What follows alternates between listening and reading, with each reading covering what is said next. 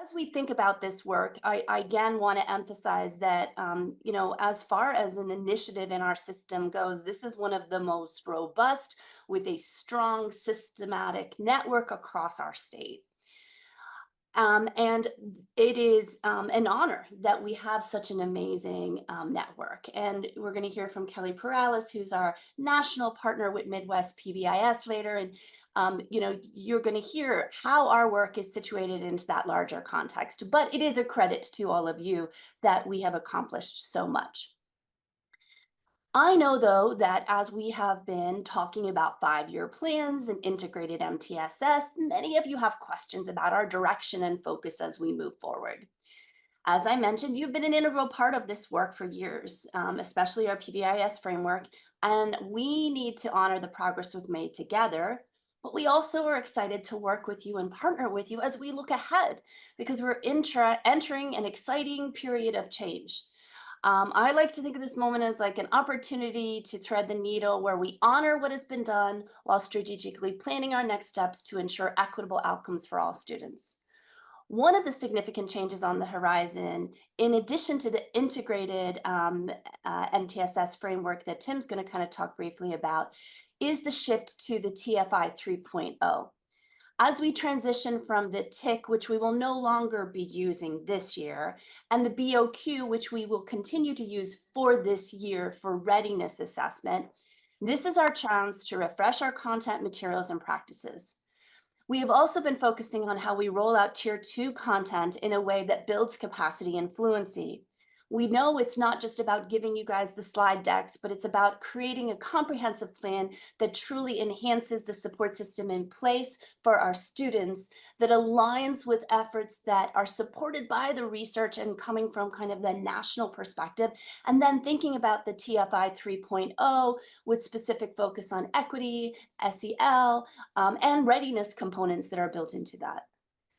I want to also address the future of the Implementers Forum and the recognition of the Implementers Forum. As you know, and some of you were a part of this work, the Bureau of Special Ed recently held a retreat where we were talking about re-envision of the role of the patent and the IU TAC. And that is many of you on the call, but we also know we have our early childhood partners, and we have many of you that are working in agencies.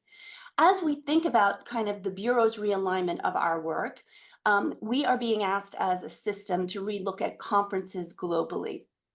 Basically, when we look at all the different patent conferences that have been offered through the years, there may be some areas where there's duplication of effort. There may be ways to be more cost efficient with the resources utilized on those conferences.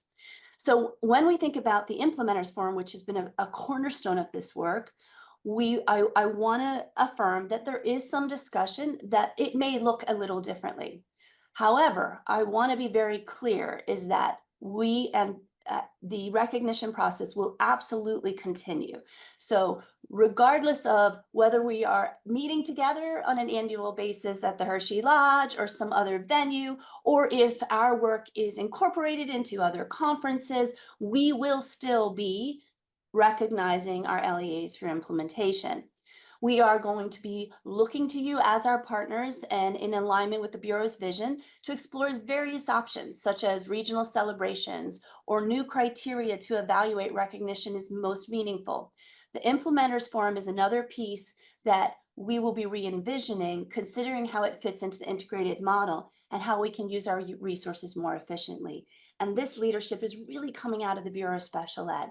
But I can't emphasize enough that the recognition system will still be in place. What that looks like, whether we do it regionally, whether we explore different options for how we do it, and we'll be looking to you to help us articulate that. Additionally, there's been a process of updating our website. So many of you know that moving fast and furious are federal guidelines around accessibility that have been put in place for all non-public entities to comply with.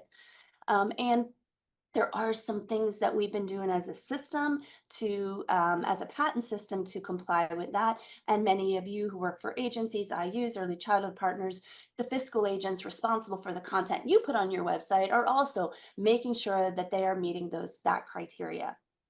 So as we're looking at that, the department is asking us to think about our website. So we will be looking at new ways to re-envision some of that. Right now, the current PBIS, the website is still intact. You still can go to it. All of the resources are there, etc. But we did want to share with you that on the horizon, there may be some more explicit integration into the patent website for some of that content. But for this year, it is there. There are no changes, and it is can still be your resource for a repository of all of the tools. And I want to give a special shout out to Becky Millspaugh, who has been instrumental also in helping me navigate all of the complexities associated with the website, what was currently up there, and then to our partners who have helped support that and fund it as a part of the community of practice. I also want to highlight our collaboration with our national partners. We are going to be working very closely with Kelly Perales and Midwest PBIS as we re-envision what our next steps look like. Their perspectives and resources will be key as we move forward to an integrated model that supports both academics and behavior. But we're not on this journey alone. We are part of this larger national community striving for equitable outcomes for all students. Um, as C.S. Lewis once said, you can't go back and change the beginning, but you can start where you are and change the ending. So together we're starting from a place of strength, using your collective knowledge and expertise to shape the future where every student's needs are met effectively. I am excited to partner with you, and I'm optimistic about what the future holds. Your voice, input, and collaboration will guide us as we build this integrated system. And so I look forward to co-constructing this amazing work with you. And so just want to thank you all so much, and just wanted to kind of put some of those things on the horizon for you and let you know that we're going to be very deliberate about soliciting your feedback and co-constructing what these next steps are. Thank you, Kelly. Thank you. And Chris, I'm not sure if there were additional words that you wanted to share. I know that you were here just in case we had a backup, but I just wanted to give you an opportunity if there was anything you wanted to share as well.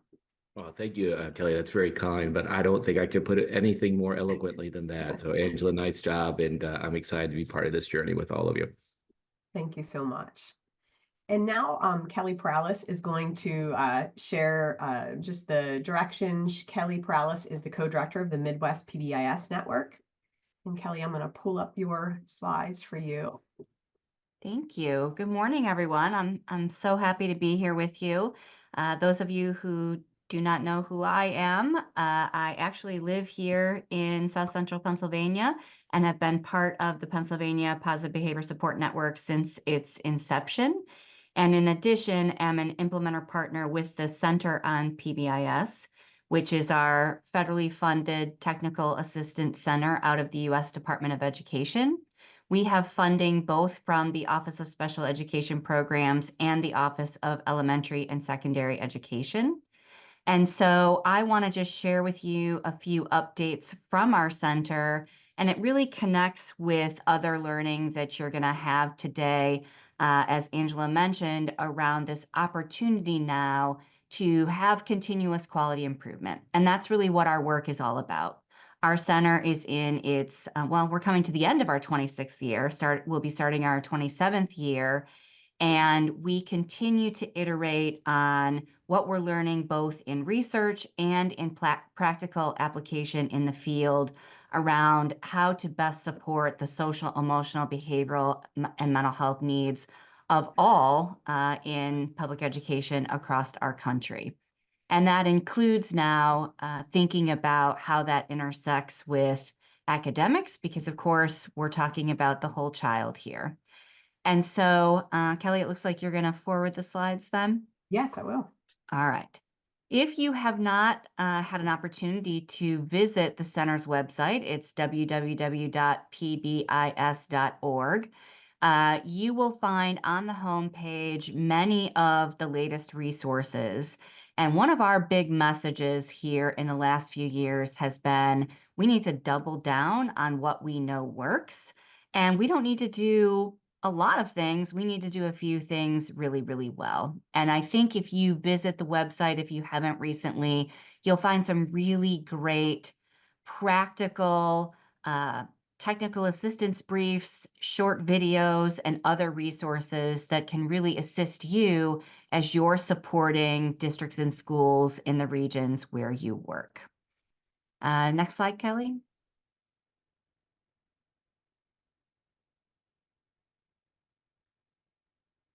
And now here we are turning the page next week to October. And you may have seen some of these resources posted out on social media as well. These were the top 10 resources that we've been promoting as folks have started this new school year.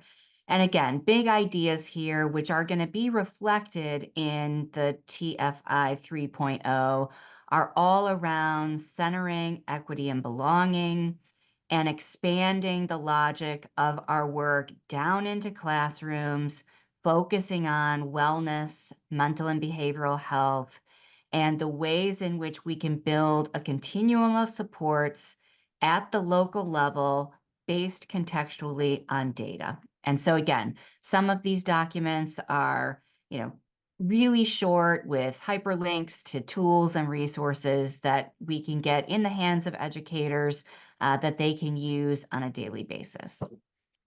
Next slide, Kelly. Another emphasis of our center, and our funding is in 5-year cycles. And so we're in our 6th 5-year funding cycle. And in this 5-year period, one of our priorities is around crisis prevention, preparation, response, and recovery. And there's an entire page dedicated to this. It's actually going to get a refresh right before our national forum, which I'm going to talk about here in a moment. And the big idea is whether we're talking about, and gosh, right now, there's a hurricane coming across our country. And so communities are devastated with the effects and the impact of that weather-related disaster, including, and some of us have experienced this in the past here in Pennsylvania, the impact of flooding. And so to the extent that we can support educators and local communities in thinking about the ways that they can be ready, whether it is some sort of weather-related emergency or another type of crisis, or specifically, there are folks in our center who have been supporting communities where there's been a mass shooting, and that's defined as 4 or more deaths. We know there are other technical assistance centers that respond for emergencies, like the REM Center, for example. And yet, what we're learning is that the work that is done through our center, through all of you when you're supporting districts and schools, is that we're here for the long haul. And we're here to not only build systems, but also help systems sustain. And so the extent that we can prevent and predict or understand the impact of crisis and what that means over the long haul, the better we will be able to respond and help those communities in their recovery. And so, there's been a lot of work done in this space, and there will be more to come. In fact, I know that at our state leader meeting, which is the morning of the day before our forum, and I know Angela and Tim Runge are planning to attend, Jennifer Freeman from the University of Connecticut is going to be providing a little bit of an overview and a bit of a deeper dive into some of these resources. Because unfortunately, what we know is we all need to be prepared in the event that we are called to help respond in a community, especially that could be impacted by gun violence. And so again, although it's going to get a refresh here within the next couple of weeks, I would encourage you to visit this website as well. Next slide, Kelly. All right, so if you're not planning to come, in 2 weeks is our National PBIS Leadership Forum. This forum, unlike other typical conferences, all of the sessions are curated by our center partners, and the sessions are connected to our center priorities and our work groups and all of the work that we've been doing in the implementation, scale up, and sustainability of the current model of positive behavior intervention and supports. And so there is still time. Online registration is closed because we're so close to the event. You can register on site, and it is in downtown Chicago. I know that it's not possible for everyone to get there, and for that reason, we record both of the keynotes and we record a dozen different sessions, and we put that content on our center website. We also post all of the PowerPoints and other resources from each session on the center website. And if you went there today, you would see recordings and presentations over the last several years. And this event is held annually. It's always in Chicago, and we'll be back there again next October. One thing that I think is a huge celebration, if you'll go to the next slide, please, Kelly, is that you will notice we have multiple sessions that highlight work happening in Pennsylvania. And keep in mind, these folks were invited to speak. It is not a conference where you submit a presentation proposal, right? You can submit a poster proposal, but all of these sessions, as I mentioned, hand selected by our partners. And you can see here, early childhood is represented, rural education represented, urban education represented. You will notice that we have folks from state leadership. We have folks from alternative settings. This is a true testament to all of the work that has happened through Pennsylvania's Positive Behavior Support Network for many, many years. We're getting closer to 2 decades here, right? And so I think that you all should feel good and proud about the work that is happening because it's being highlighted at the national level. And I am very confident that as we turn the page to curating a strategic plan for the next 3 to 5 years and beyond, we will continue to be featured in this way because we are innovating and really ahead of the curve compared to other places in this field. And so I congratulate you, and I'm really honored about all of the great things that are happening here. And so with that, I know that Tim Runge with the school age folks is going to get into the weeds a little bit about an integrated MTSS. This is emerging work. And again, no surprise, our Commonwealth is going to be on the cutting edge. Some of these materials, and I know all the slides will be made available, is what we're learning from a newly funded integrated multi-tiered system of support research network. And one of the center co-directors, Dr. Brandy Simonson, is one of the leads of this research network.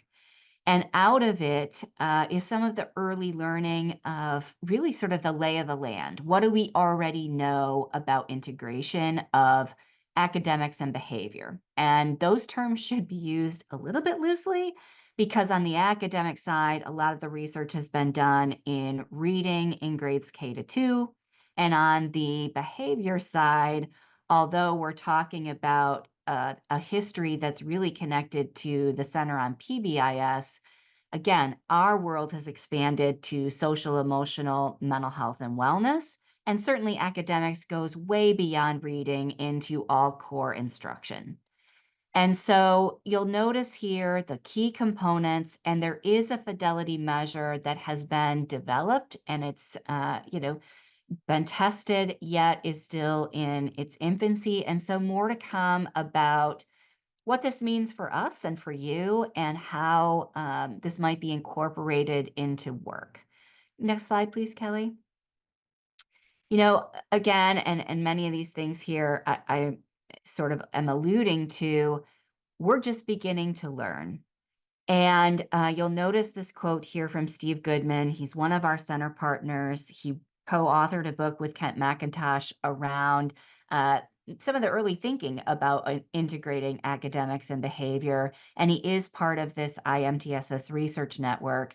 What we know is we can't have one without the other, right? Students have co-occurring difficulties and they show up in different ways.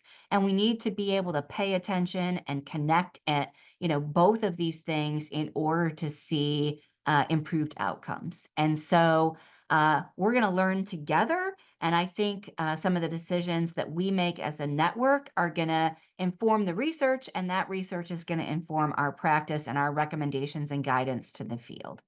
Next slide. This is just a little bit about some of the big messages that come out of our work in PBIS. And again, although I don't think anyone's trying to say we can solve all the problems of the world, we do know that when done well, our work can help our schools and districts with many of the related initiatives that they're supporting, whether that's bullying prevention, suicide prevention, trauma-informed care, social emotional learning, school safety. We have guidance and recommendations around how to install the logic of those ideas, concepts, priorities, initiatives into the multi-tiered system of support. And so that all comes down to the ways in which we focus on data systems and practices and the executive and implementation functions of our implementation blueprint. And so more to come around how all of this new learning is going to be incorporated into the strategic plan. And I know Tim's going to talk more about all of that this afternoon. Next slide, Kelly.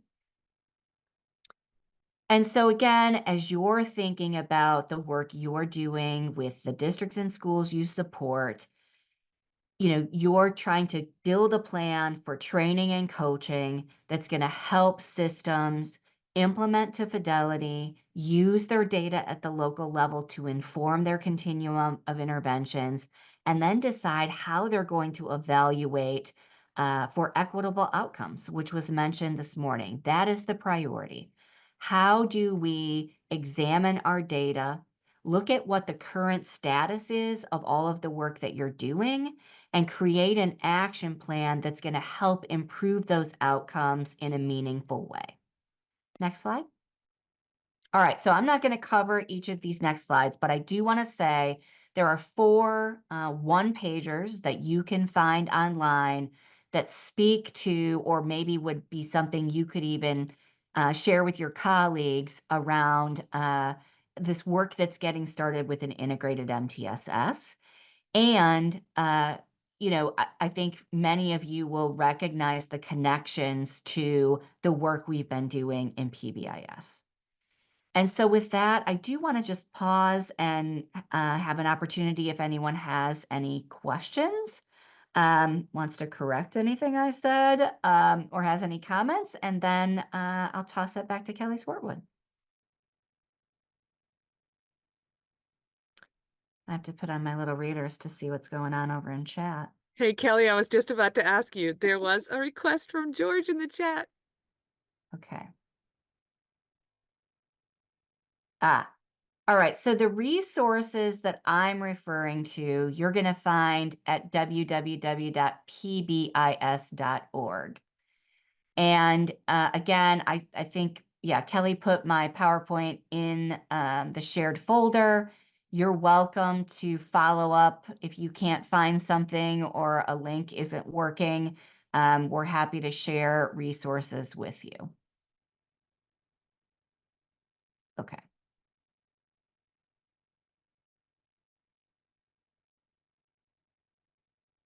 All right. I don't see any other questions. Thank you so much. Thank you, Kelly, so much.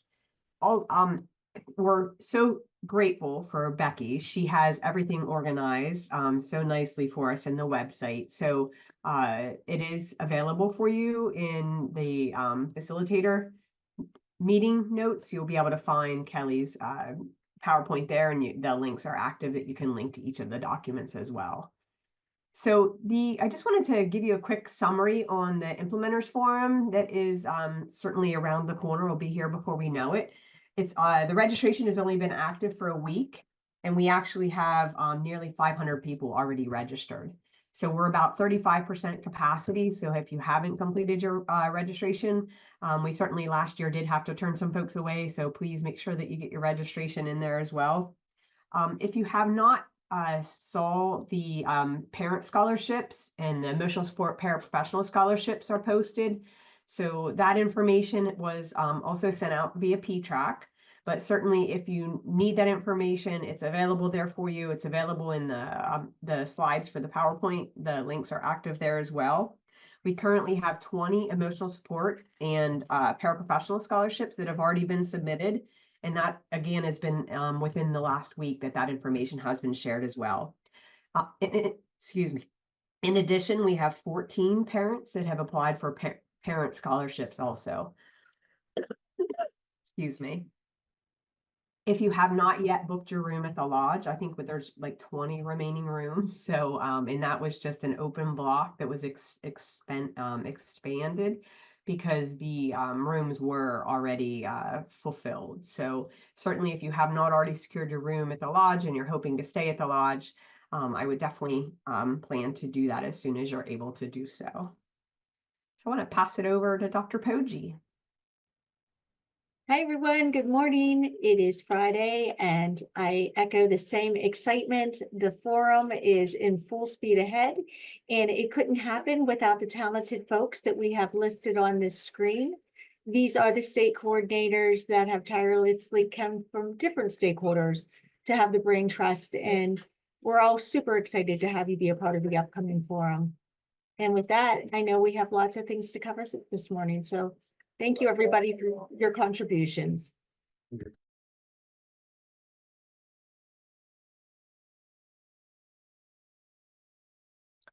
Okay, so just briefly to talk a little bit about the banner and badge replacement process. We have in there annual replacement only, but we're going to open it up, and we did it this year twice per year, so we're going to do it twice per year. So what is happening is, Kelly, if you can if you click on that link in there, there is just a brief detailed process where on the website under the Facilitators Network, there is a link to a Google form. So if you have a school that lost their banner, or within moving schools, they no longer have it and they need a replacement, you can put in a request through that Google form. And what we'll do is we'll add that to send to the printer twice per year. So we typically do one in the winter, late winter, early spring, and then another one for pickup at the forum. So right now, all the requests that came in since our last printer request back in the winter, them until the ones that came in about August will be available at the forum. Any ones that came in after August will not be available until the following printer process, just due to timelines to make sure that we have all the banners and badges processed in time for the forum. So please utilize that link. And if you have any questions, feel free to reach out to your regional lead and we can support you with that.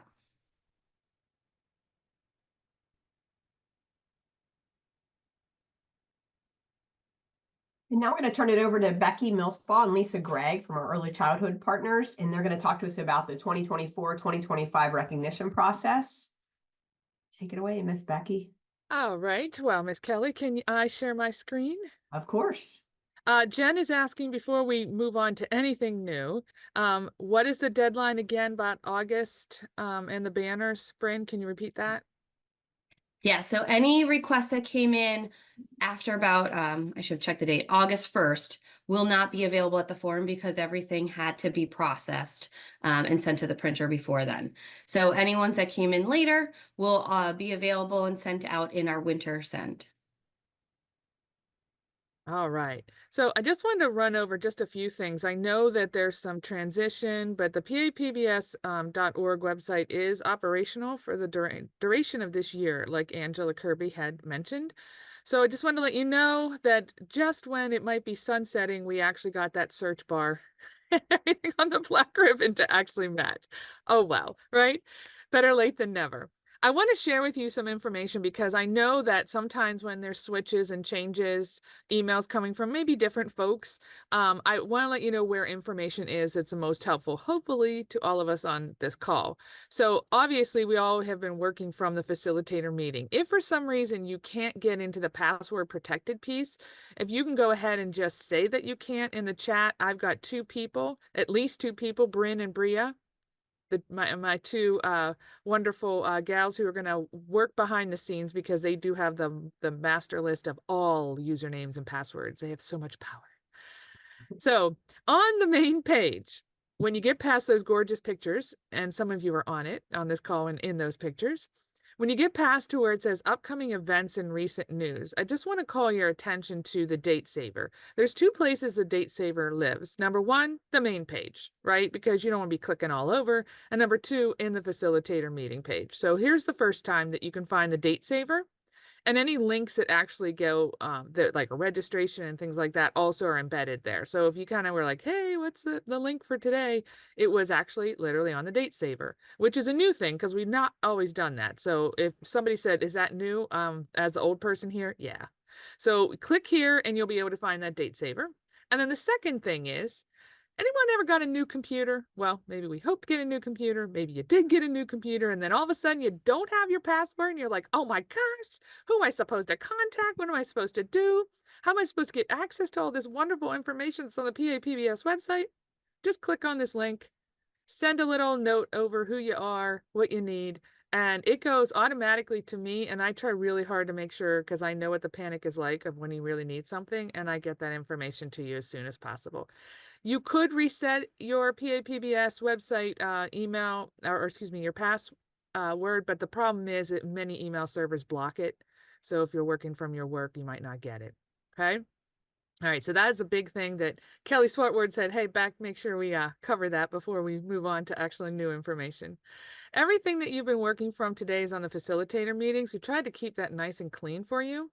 So you can see, once again, here's the second time that it shows up for that program-wide date saver. I even made a different color so it stands right up at the top. So if you're trying to figure out like, I wonder where that information is, you can see it's right under important information. We're about to go into the PAPBS recognition process. And I know I have some friends on here who says, Becky, I hate it when you run that video, but we're going to run the video. But I did want to let you know that there are many others in the spirit of universal design for learning. There are many other ways in which you can get this information. So during the first 15 minutes of the video, if you want to actually look at the other information, totally fine by us. So you've got the application for recognition, which is written out. You've got the flow chart with the hyperlinks. That's right here on that second one. I'm going to play for us the recognition explanation video. You also have the PowerPoint. So if you don't want to hear it, you can actually just read it yourself. And then there's a scenario generators. Both of these we're going to actually work from this morning. So we're going to do what we typically have done is we're going to do 15 minutes of, hey, what should we apply for? We'll give you some time in breakout rooms to do the scenario generators. We've tried to keep track of every possible scenario that we've had experienced, which is quite a feat. And then we'll finish with, okay, so now I have the application. What am I supposed to turn in and when do I have to do it? So hopefully by the time we finish this segment, you'll feel pretty confident about recognition and about what you need to do for this year. There will be changes happening. Angela talked about that, but for this year, the benchmarks of quality and when to give that in school-wide and the benchmarks of quality and when to use that in program-wide, that's all going to stay intact. So if you feel pretty good about that, this hopefully shouldn't be too big of a lift for today. Anything in the chat that I might need to do before I turn on the video? Nope, we're just working through some password stuff. All right, I'll tell you what, we must have been doing some things well. All right, I'm going to actually now put on the video. We're going to watch it for no more than 15 minutes. I think it's 12 minutes and whatever seconds. And just so that we're all on the same page of how to read that flow chart. If you want to download the flow chart, please feel free to download that flow chart. For those of you who are having difficulty with the website, don't worry about it. What we're going to do is we're going to put those into the chat. So Lisa Gregg is going to put the link to the video in the chat, just in case for some reason that you can't access the website. And then as we go along and we do the generators, we'll do the exact same thing and we'll put the link in the chat so everybody has access to the learning. Okay? All right. Unless there's no other things that we have to attend to in the chat, I'm going to go ahead and put that video on for us.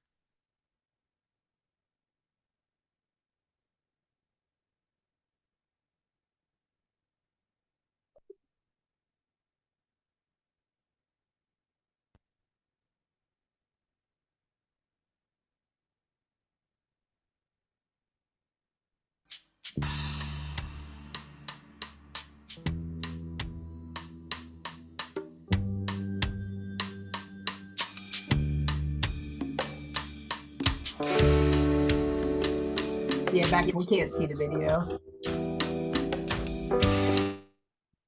All right. That's interesting. Hold on.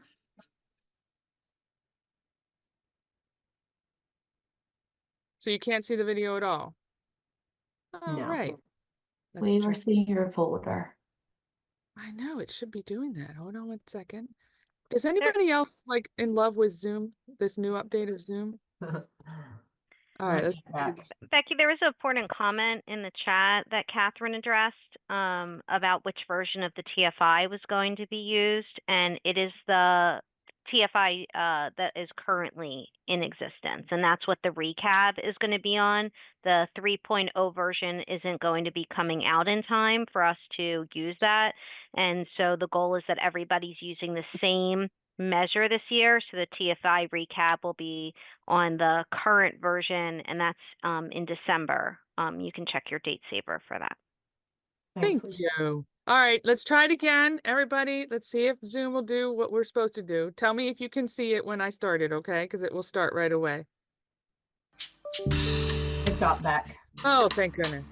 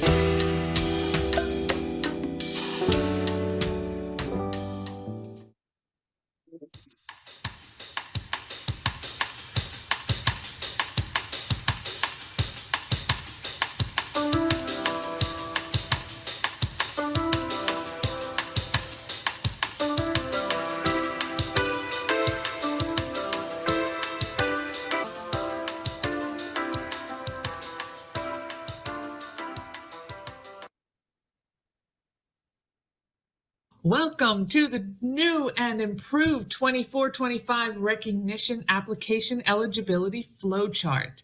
Let's begin at the top left where it says start here, the 2024-25 edition. We're going to go from the left to the right, and then we will go from the top to the bottom. So the first question is, was the school or the program recognized in the 23-24 school year?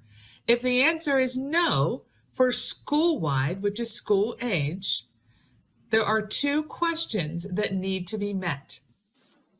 The first criteria is, has the school scored 70% or greater on a benchmarks of quality within the last 3 years? And in the spring of 2024, did the school pass a benchmarks of quality or a tiered fidelity inventory with 70% or greater? Most schools do a benchmarks of quality in the spring, and then they apply for tier 1 initial after they hit the 70% or greater.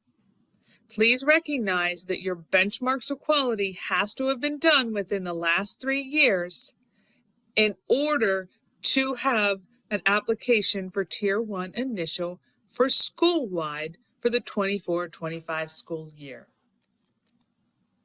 Now, if the answer is no to either one of those questions, either the benchmarks of quality question or the spring 2024 fidelity question, then what will need to happen is that school will work with their facilitator towards meeting fidelity for tier 1.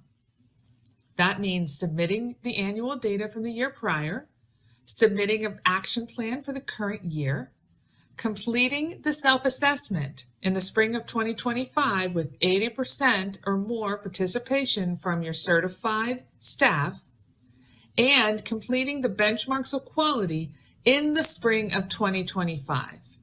When the school has done those 4 things, they can apply for recognition then for the 25-26 school year for tier 1 initial. The process is very similar for program-wide. You want to ask yourself, was the program recognized in 23-24 school year? If not, then take a look at your Fidelity tools. In the spring of 2024, did the program score 70% or greater on the benchmarks of quality 2.0? If your answer is yes, apply for the Tier 1 initial for the 24-25 school year. If you answer no to that question, did the program score 70% or greater on the BOQ 2.0, then your local facilitator will need to work with the regional facilitator for the program to be working towards fidelity of Tier 1. You can do that by submitting the annual data, submitting the action plan, completing the self-assessment in the spring of 2025 with an 80% teaching staff participation, and also by completing the benchmarks of quality in spring of 2025. If your program has done all of those things, then you may be ready to apply for recognition for 25-26 school year. Let's return back to the question next to start here, 24-25. Was the school or the program recognized in the 23-24 school year? If the answer is yes, then there are two things to consider. First, start with the recognition level that was awarded for the 23-24 school year. And then second, apply for the most appropriate recognition based upon the program or the school's readiness. Readiness includes the implementation fidelity score from last year and readiness under the application considerations for how the school or the program is going to move forward. Everything under the blue application considerations are options that the school or the program can take based upon the information you have for Tier 1 sustaining application for the 2024-2025 school year. In school-wide, which is school age, in the spring of 2024, if the school continues to score 70% or greater on the TFI Tier 1 scale, you have three options for the 24-25 school year. That school can continue to apply for Tier 1 sustaining if the focus is on Tier 1 development, or the school can also apply for Tiers 1 and 2 if the school has been working on and working towards the development of Tier 2 practices, or that school also has the option to apply for Tiers 1, 2, and 3 initial if advanced tiers for Tiers 2 and 3 are being developed simultaneously. In other words, you do not need to wait to have Tiers 1 and 2 recognition if the school is ready and has been working simultaneously on Tiers 1, 2, and 3. When the school is ready, that school could, after receiving Tier 1 recognition, apply for Tiers 1, 2, and 3 initial. The same is true for program-wide. The only difference is the fidelity tool. So you will take a look for program-wide in the spring of 2024. If the program continues to score 70% or greater on the benchmarks of quality 2.0, then there are several options for your program. Your program can apply for Tier 1 sustaining, or if your program has been working on Tiers 1 and 2, your program can consider Tiers 1 and 2. And lastly, if you have also been working on Tiers 3, you can apply for Tiers 1, 2, and 3 initial.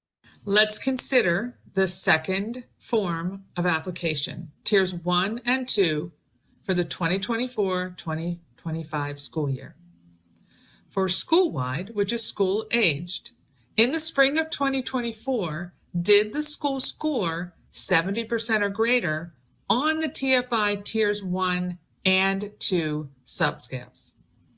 If the answer is no, but the school has a plan to revise what they are doing, you can apply again for tiers 1 and 2. If the school has decided that they want to focus on the development and growth of tier 1, then that school can also apply for tier 1 sustaining. However, if the school did score a 70% or greater on both subscales of the TFI, tiers 1 and 2, that school can continue then to apply for tiers 1 and 2. Or if they're ready, they can move on to applying to tiers 1, 2, and 3 initial. In program-wide, where programs are working with children ages birth through 5 years or pre-kindergarten, take a look at the Spring 2024 Fidelity Tool. Did the program score 70% or greater on the Benchmarks of Quality 2.0 and Tier 2 on the TFI subscale? If the answer is no, the program can consider applying for Tiers 1 and 2 because you will be working on Tiers 1 and 2 over the course of the 24-25 school year. Or if your focus has been on Tier 1 implementation, your program can also consider applying for Tier 1 sustaining. However, going back to that same question, if you answered yes, that your program did score 70% or greater on the Benchmarks of Quality 2.0 and the Tier 2 TFI in the spring of 2024, then your program can consider applying for Tiers 1 and 2, or if you are also focusing on Tiers 3, you can apply for Tiers 1, 2, and 3 initial. Now let's move on to the next set. Tiers 1, 2, and 3. There are now 2 different recognition application considerations. There's Tiers 1, 2, and 3 initial for schools and programs who have not yet received Tiers 1, 2, and 3 recognition. And now there's a new category, Tiers 1, 2, and 3 sustaining for those schools or programs that have already received recognition for Tiers 1, 2, and 3. When considering which one to apply, let's take a look at the questions. For school-wide, school age, in the spring of 2024, did the school score 70% or greater on the TFI Tiers 1, 2, and 3 subscales? If the answer is no, but the school was working towards developing Tier 3, then the school can consider applying for Tiers 1, 2, and 3 initial. Now, in the spring of 2024, if that school did not score 70% or greater on the TFI Tiers 1 and 2, then the consideration would be to really beef up Tiers 1 and 2 and then apply again for Tiers 1 and 2.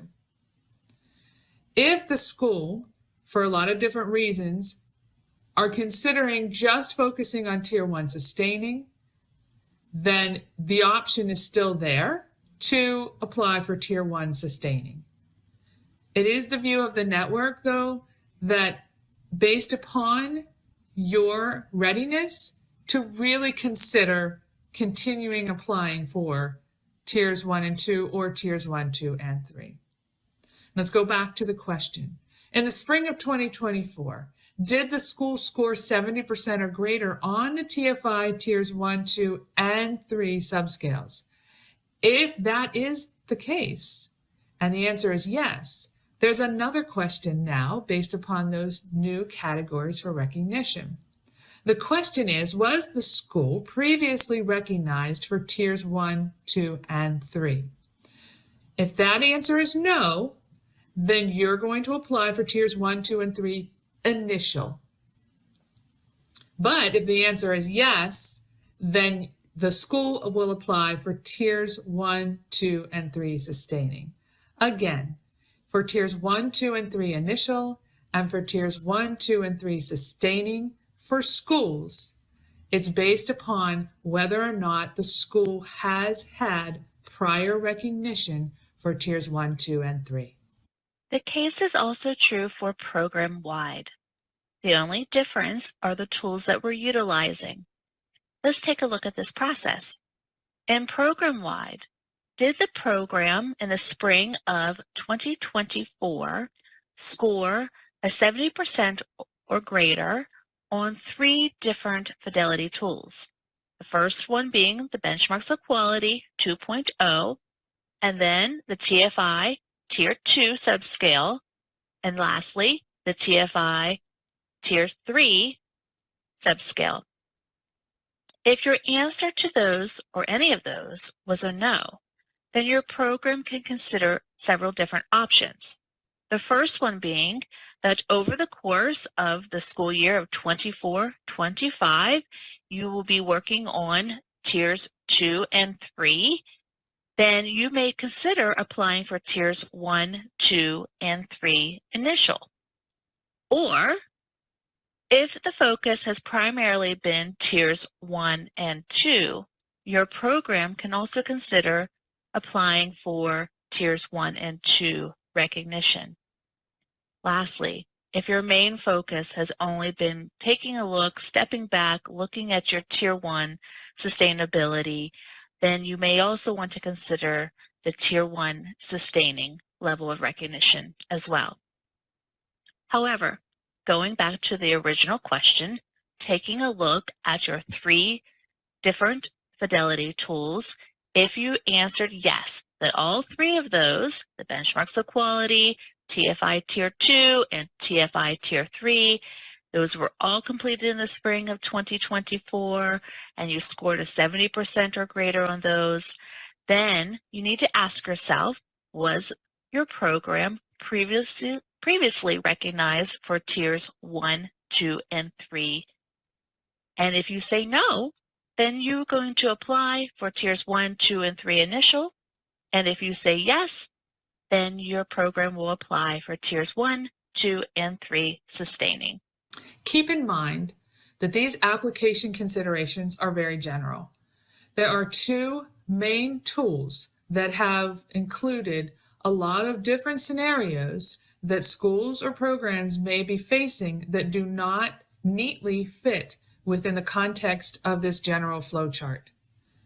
On the right side of the flowchart are generators that will take you step by step so that you can ask individual questions about where your school or program is operating, and you will get even more customized guidance on which to apply for in the 2024-2025 school year.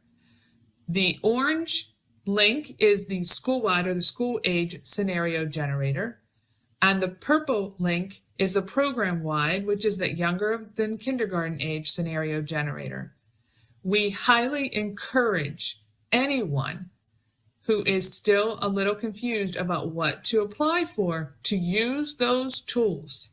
If those tools do not answer your question, you may also visit the frequently asked questions section, which is in yellow, and the video explanation again if you need it. If these 3 tools do not answer your question, then please check in with your regional coordinator and your local facilitator in order to get your questions answered. All right, we're going to stop at this time, and I'm going to keep this up here just in case for any reason you are having issues with getting to the website. These go directly to the scenario generators. The school-wide is on the gold side, the purple is on the right side, and I will tell you the reason why we record this is that it is very complex, isn't it? And I know I would make a mistake if we didn't record it. Lisa Gregg would not. So at this time, I know there might be some things in the chat, but I think that if we go to the scenario generators, that might be helpful, especially if you are new to some of this. So I'm going to turn this over. I'm going to leave this up here, but I'm going to turn this over to our fearless leaders who are creating those breakout rooms. Bryn, do you have them? Yes, I will open them now. Sorry, I was putting the links in the chat. All right, so all rooms will be open. There are 6 school-wide rooms and 2 early childhood rooms. Please just pick a room that applies to your facilitator level and the schools that you support, and we'll make sure somebody else from the team is in those rooms to be able to answer any questions. So all rooms are open now.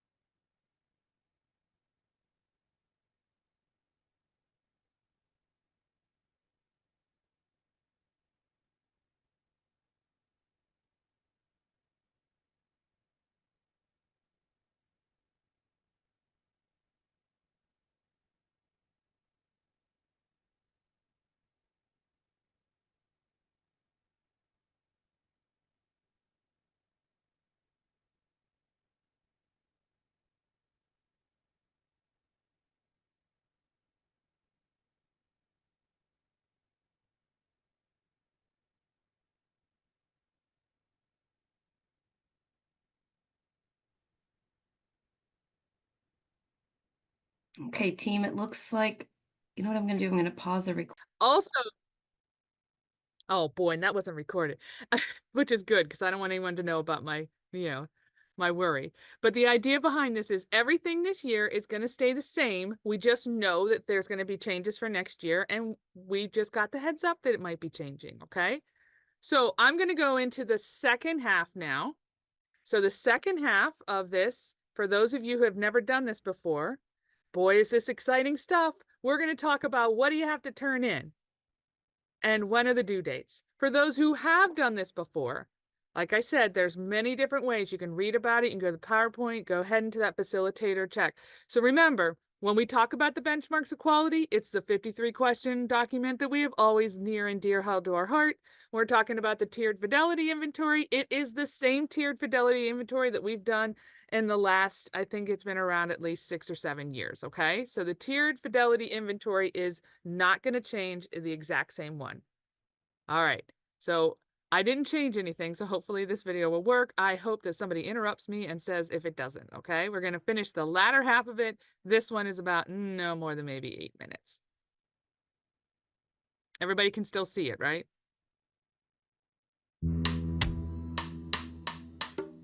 You can now, Becky. Thank you, Cal. Let's review the Tier 1 initial recognition requirements for the 2024-2025 school year. For school-wide, school age, remember, you need to have completed the benchmarks of quality prior to applying for Tier 1 recognition.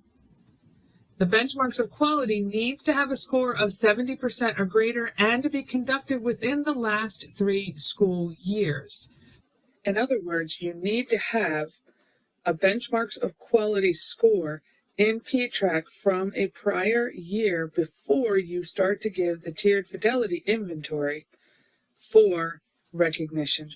So by December 1st, in PTRAC, the annual data for the 23-24 school year and the current action plan for this school year, 24-25, needs to be uploaded. By June 30th, the school needs to complete the self-assessment survey with certified staff participation of 80% or greater in the spring of 2025, and then conduct the tiered fidelity inventory with 70% or greater in the spring of 2025. Both of those data sources get uploaded into PTRAC by June 30th. Or program-wide, when you are considering Tier 1 initial recognition, there are also some requirements for the 2024-25 school year. By December 1st, annual data for the 23-24 school year will be submitted in the PA-PBS Early Childhood Database. You will also submit the 24-25 action plan that your core leadership team develops and submit that via the link in the recognition application. You can also find that link on our PA-PBS website underneath program-wide data and data requirements. By June 30th, your program is also to submit the Early Childhood Self-Assessment Survey with a participation of at least 80% of your teaching staff, and you will complete that survey in the spring of 2025. Also, in that same spring of 2025, your program will complete the benchmarks of quality, obtaining a score of 70% or greater. Let's review Tier 1 sustaining recognition requirements for the 2024-2025 school year. Remember, Tier 1 sustaining means that the school or the program has been recognized for Tier 1 initial for school-wide school age. By December 1st, in PTRAC, the annual data for the school from last year for the 23-24 school year needs to be uploaded. For the 2024-25 action plan also needs to be uploaded into PTRAC by December 1st. By June 30th, the self-assessment survey needs to be completed by the school with a participation rate of at least 80% of certified staff in the spring of 2025 before the school takes the tiered fidelity inventory. The tiered fidelity inventory with a score of 70% or greater is also taken in the spring of 2025. When those two pieces of data are collected, all facilitators need to upload that into PTRAC by June 30th. For program-wide, by December 1st, the program will submit their annual data for the 23-24 school year via the PA-PBS Early Childhood Database. The program will also submit the action plan that was developed by the core leadership team for the 24-25 school year. It will be submitted via the link that can be found on the program-wide data side of the website for PA-PBS called the Program-Wide PBIS Annual Data Submission. By June 30th, the program will survey the early childhood teaching staff and utilize the Early Childhood Self-Assessment Survey and receive a participation of 80% or greater in the spring of 2025. That same spring, the core leadership team will complete the Benchmarks of Quality 2.0 and obtain a score of 70% or greater. Let's review Tiers 1 and 2 recognition requirements for the 24-2025 school year. For school-wide school age, by December 1st, the following data is collected by the facilitator working with the schools.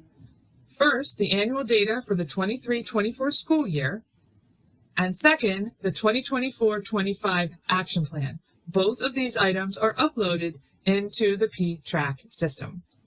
By June 30th, the self-assessment survey is taken prior to the TFI, and the participation rate is 80% or more of certified staff. The tiered fidelity inventory, Tiers 1 and 2 subsections, are taken with the facilitator and the school team, and that score of 70% or greater is also uploaded into PTRAC.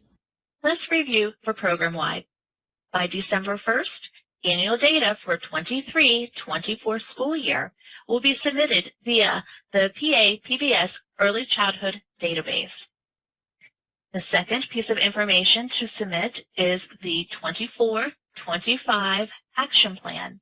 That action plan will be submitted via a link titled the Program-Wide PBIS Annual Data Submission. You can find that link underneath Program Data on our PA-PBS website. By June 30th, The program will have the teaching staff complete the early childhood self-assessment survey, looking to have at least 80% participation. That will be completed in the spring of 2025. Also in the spring of 2025, the core leadership team will complete the Benchmarks of Quality 2.0, receiving a score of 70% or greater, and also the TFI Tier 2, receiving a score of 70% or greater. Both of those will be completed in the spring of 2025. All right, the next category is Tiers 1, 2, and 3 Initial. Remember that Tiers 1, 2, and 3 Initial is where the school or the program has never been recognized for Tiers 1, 2, and 3. So for school-wide, which is school age, in PTRAC by December 1st, the annual data for the 23-24 school year needs to be collected and submitted. Additionally, the 24-25, the current school year action plan with all tiers 1, 2, and 3 accounted for, needs to be uploaded into PTRAC. By June 30th, the facilitator will work with the appropriate school teams, and the self-assessment survey will be completed with 80% or more participation from certified staff prior to the tiered fidelity inventory being completed in the spring of 2025. The TFI Tiers 1, 2, and 3, all three subscales, need to meet 70% or greater in the spring of 2025. By June 30th, facilitators need to upload those two items of evidence into the PTRAC system. Let's review Tiers 1, 2, and 3 Initial for program-wide. By December 1st, annual data for the 23-24 school year will be submitted via the Early Childhood Database. Next, the action plan for 24-25 school year will be submitted via the program-wide PBIS annual data submission link. By June 30th, the Early Childhood Self-Assessment Survey will be completed with a return rate of 80% or greater from the teaching staff. That will be completed in the spring of 2025. That same spring, the core leadership team will complete the Benchmarks of Quality 2.0, also the TFI Tier 2 and the TFI Tier 3. On each of those tools, the program will need to receive a score of 70% or greater. All three of those will be completed in the spring of 2025. And now for the new category. The new category of recognition is Tiers 1, 2, and 3 Sustaining. So this means that the school or the program has previously received Tiers 1, 2, and 3 recognition. So for Tiers 1, 2, and 3 Sustaining for school-wide, school age, by December 1st, the facilitator works with the school to collect the annual data for the 2023-24 school year, that means last year, and an action plan for the 24-25 school year, which includes Tiers 1, 2, and 3 plans. All of those are due by December 1st in the PTRAC system. In the spring of 2025, the self-assessment survey needs to be completed prior to the TFI, with a participation rate of 80% or greater of certified staff. The tiered fidelity inventory, all three tiers, Tiers 1, 2, and 3, are completed by the facilitator with the appropriate teams, scoring 70% or greater in the spring of 2025. Both the self-assessment survey and the tiered fidelity inventory information needs to be uploaded into PTRAC by June 30th. Let's review for program-wide. By December 1st, annual data for the 23-24 school year will be submitted via the PBS Early Childhood Database. The 24-25 action plan will also be completed and submitted, but it will be submitted via the program-wide PBIS annual data submission link, which can be found underneath Program Facilitators data on the PBS website. by June 30th. The Early Childhood Self-Assessment Survey will be conducted, and facilitators will receive a participation rate of 80% or greater from the teaching staff. That survey should be completed in the spring of 2025. Also, in the spring of 2025, the core leadership team will complete the Benchmarks of Quality 2.0, the TFI Tiers 2, and the TFI Tier 3. On each of those fidelity tools, there needs to be a score of 70% or greater obtained.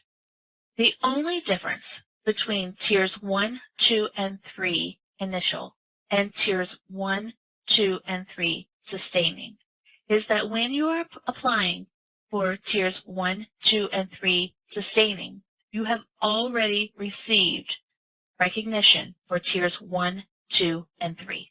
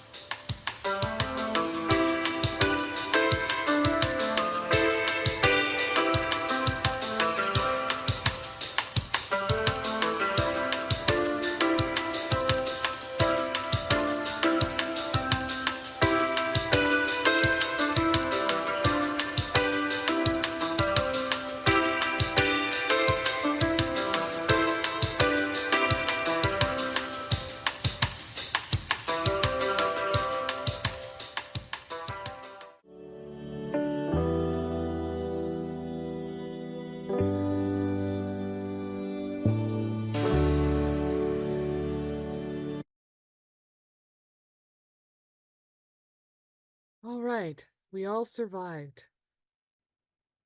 So there is an FAQ, and we do take it seriously. So if for some reason through the scenario generators, the video, and if you partook in some of the other ways in which to learn this information off of that webpage, that didn't work, please make sure, sometimes your question in FAQ could be someone else's question, they just don't realize it yet. So just know that the SCT will go back into that and make sure, even if you're early childhood or school-wide, either way, we'll have everybody there to provide some additional input. So is there anything in the chat before I relinquish the mic to our esteemed colleague, Tim Runge?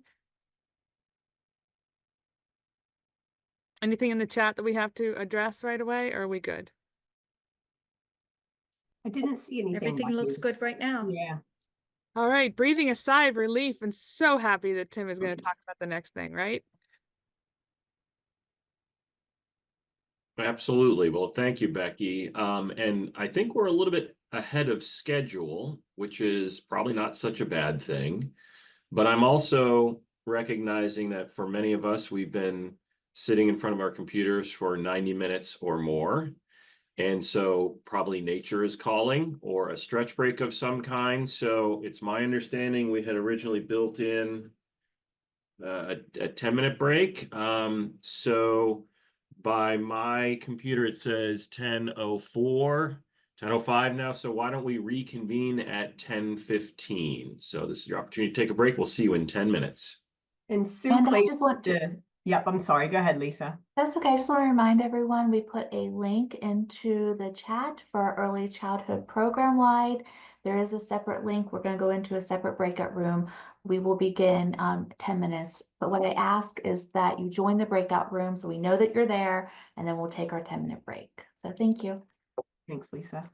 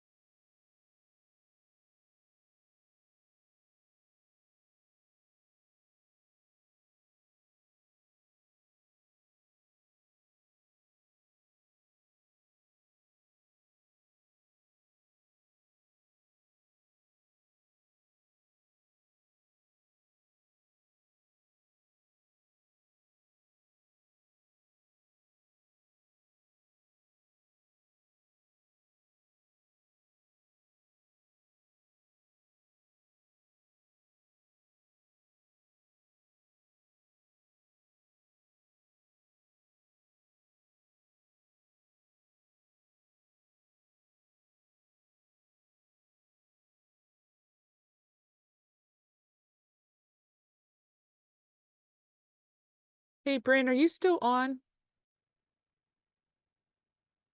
Echo everything that folks have been saying. Thank you, Bryn, for starting to record. I even had a post-it note, but my prompt didn't remind me of that. So I need multiple prompts. But thank you, Bryn, for starting the recording again. It is great to be back with the Patent system. Some of you may know me from my previous stint at Patent 18 years ago. I took a 16-year sabbatical from Patent, probably the longest sabbatical ever, where I've been teaching or had been teaching at Indiana University of Pennsylvania in a school psych program. And it is great to be back in the Patent system with such wonderfully dedicated individuals, both in the Patent and in the IU system, and our aligned partners in this great work. So it is a joy to be back. It is also a little exciting to hear about the changes, the improvements that have occurred across the Patent, IU, and aligned mental health and behavioral health partners that have occurred over the last number of years. And so one of the things that we are looking forward toward as a state system is really this integration of what we used to call MTSS for academics, or RTI, response to intervention, and PBIS. And I imagine that many of you are straddling both of those worlds, or have been straddling both of those worlds when we talk about academic supports as well as behavioral supports. I recognize this, particularly given that everybody here is deeply invested and involved in PBIS implementation. But, you know, when we're in schools and we're doing behavioral or social emotional work, invariably academics comes into play. And I know as a consultant over the years, as a researcher over the years, and I'm sure you all can imagine this as well, it really, we're at a critical point in this work where we're hearing this from the field daily. How do you integrate? How do you integrate? In fact, just last night, I was visiting with some friends of ours, and one of our friends is a first grade teacher in a building that's implementing PBIS at Tier 1, and they're starting to build up their academics MTSS system as well. And she was really wrestling with, how do we integrate? What does this look like for a teacher? What does this look like for an administrator? And frankly, what does this look like for students and families? And that really is where we begin thinking about and operationalizing this integrated framework. I have been asked by your illustrious leadership committee, state coordinating team for PBIS, to give a general overview of integrated multi-tiered systems of support, or IMTSS. Now, you have to suffer for about 80 minutes with me, because that's what I was originally slated to do. But the good news is we are ahead of schedule. Originally, we were going to end around noon, but it appears as though we're going to be ending a little bit earlier than that. So you get some time back.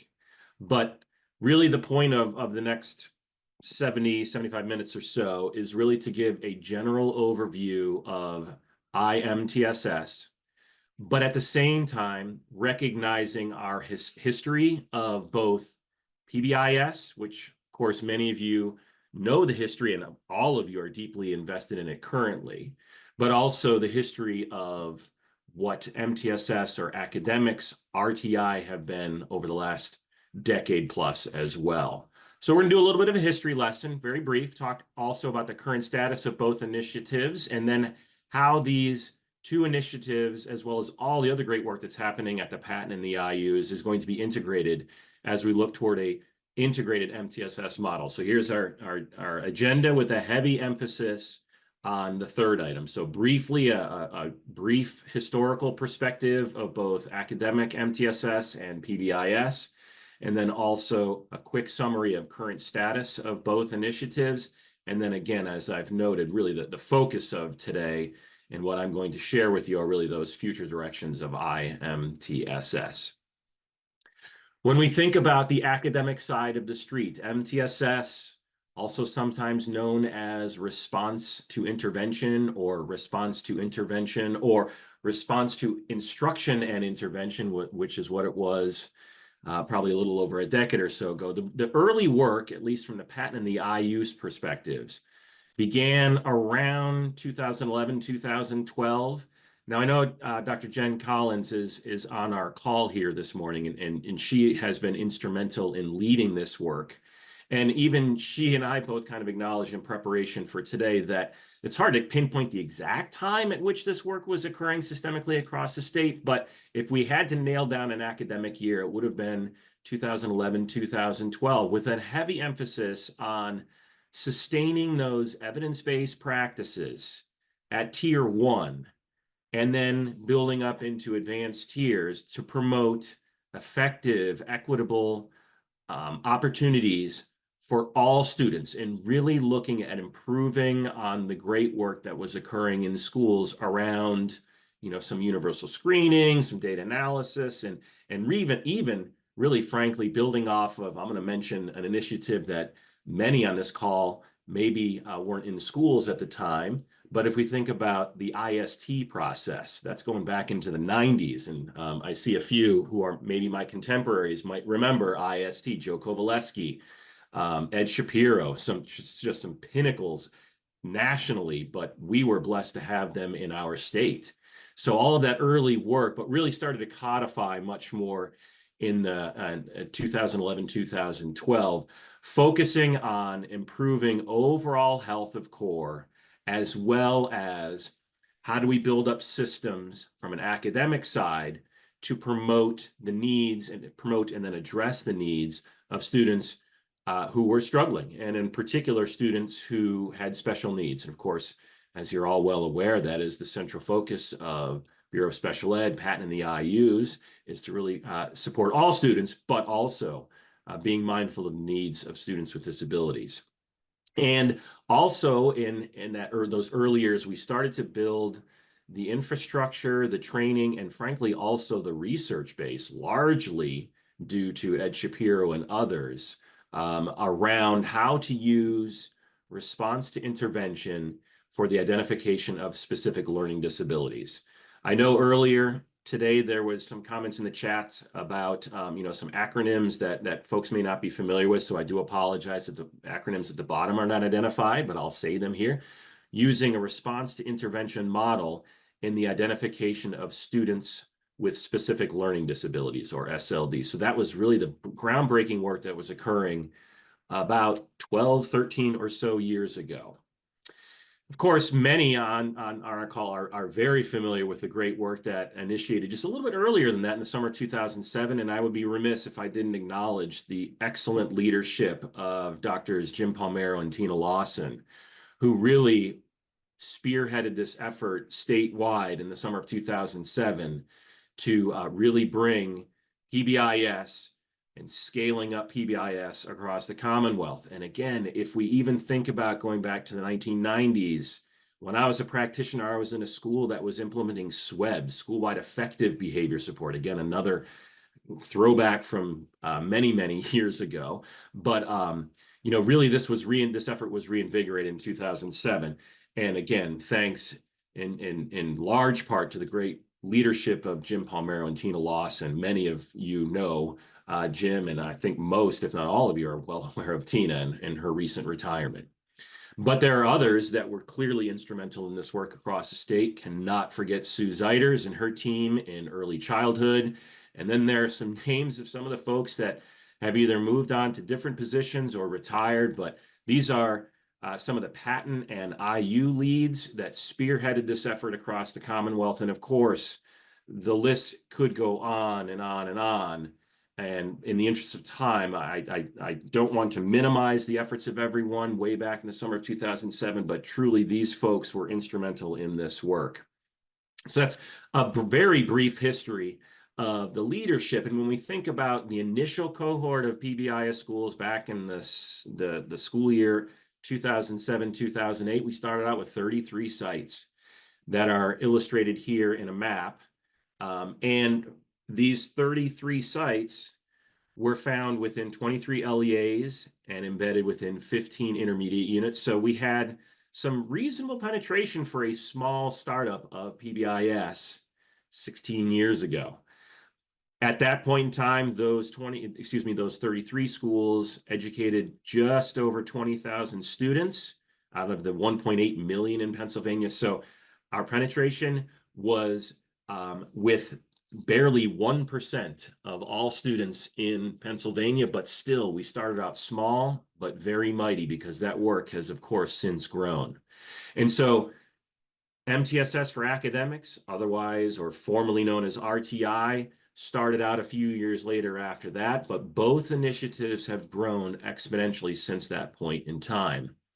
Oops, sorry, going backwards. So that's just, again, a very brief history, and I also do want to then touch upon the current status of both MTSS for Academics and PBIS. Again, many of you are familiar with both, but I think it is important to make sure that we're all in a level playing field with regard to both of those initiatives and what has been transpiring in more recent years.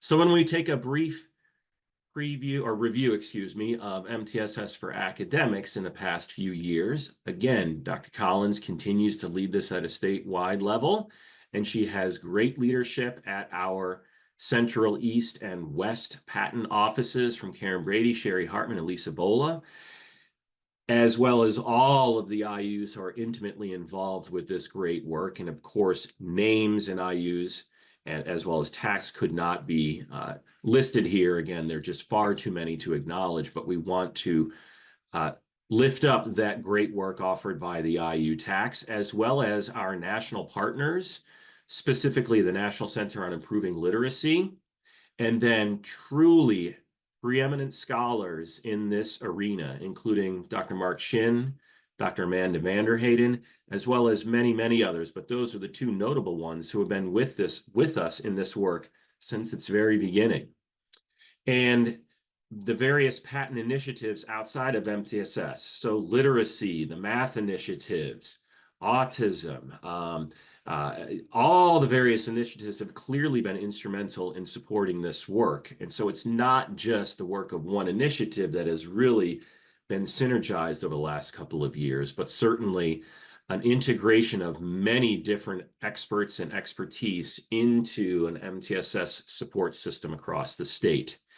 And we, of course, would not be able to do the wonderful things that have been accomplished if it weren't for some support staff, both at the patent offices as well as in the IUs, and a specific call out to Kelly Kapp in the central office, who I know has been vital to the work that Jen and her team have been doing.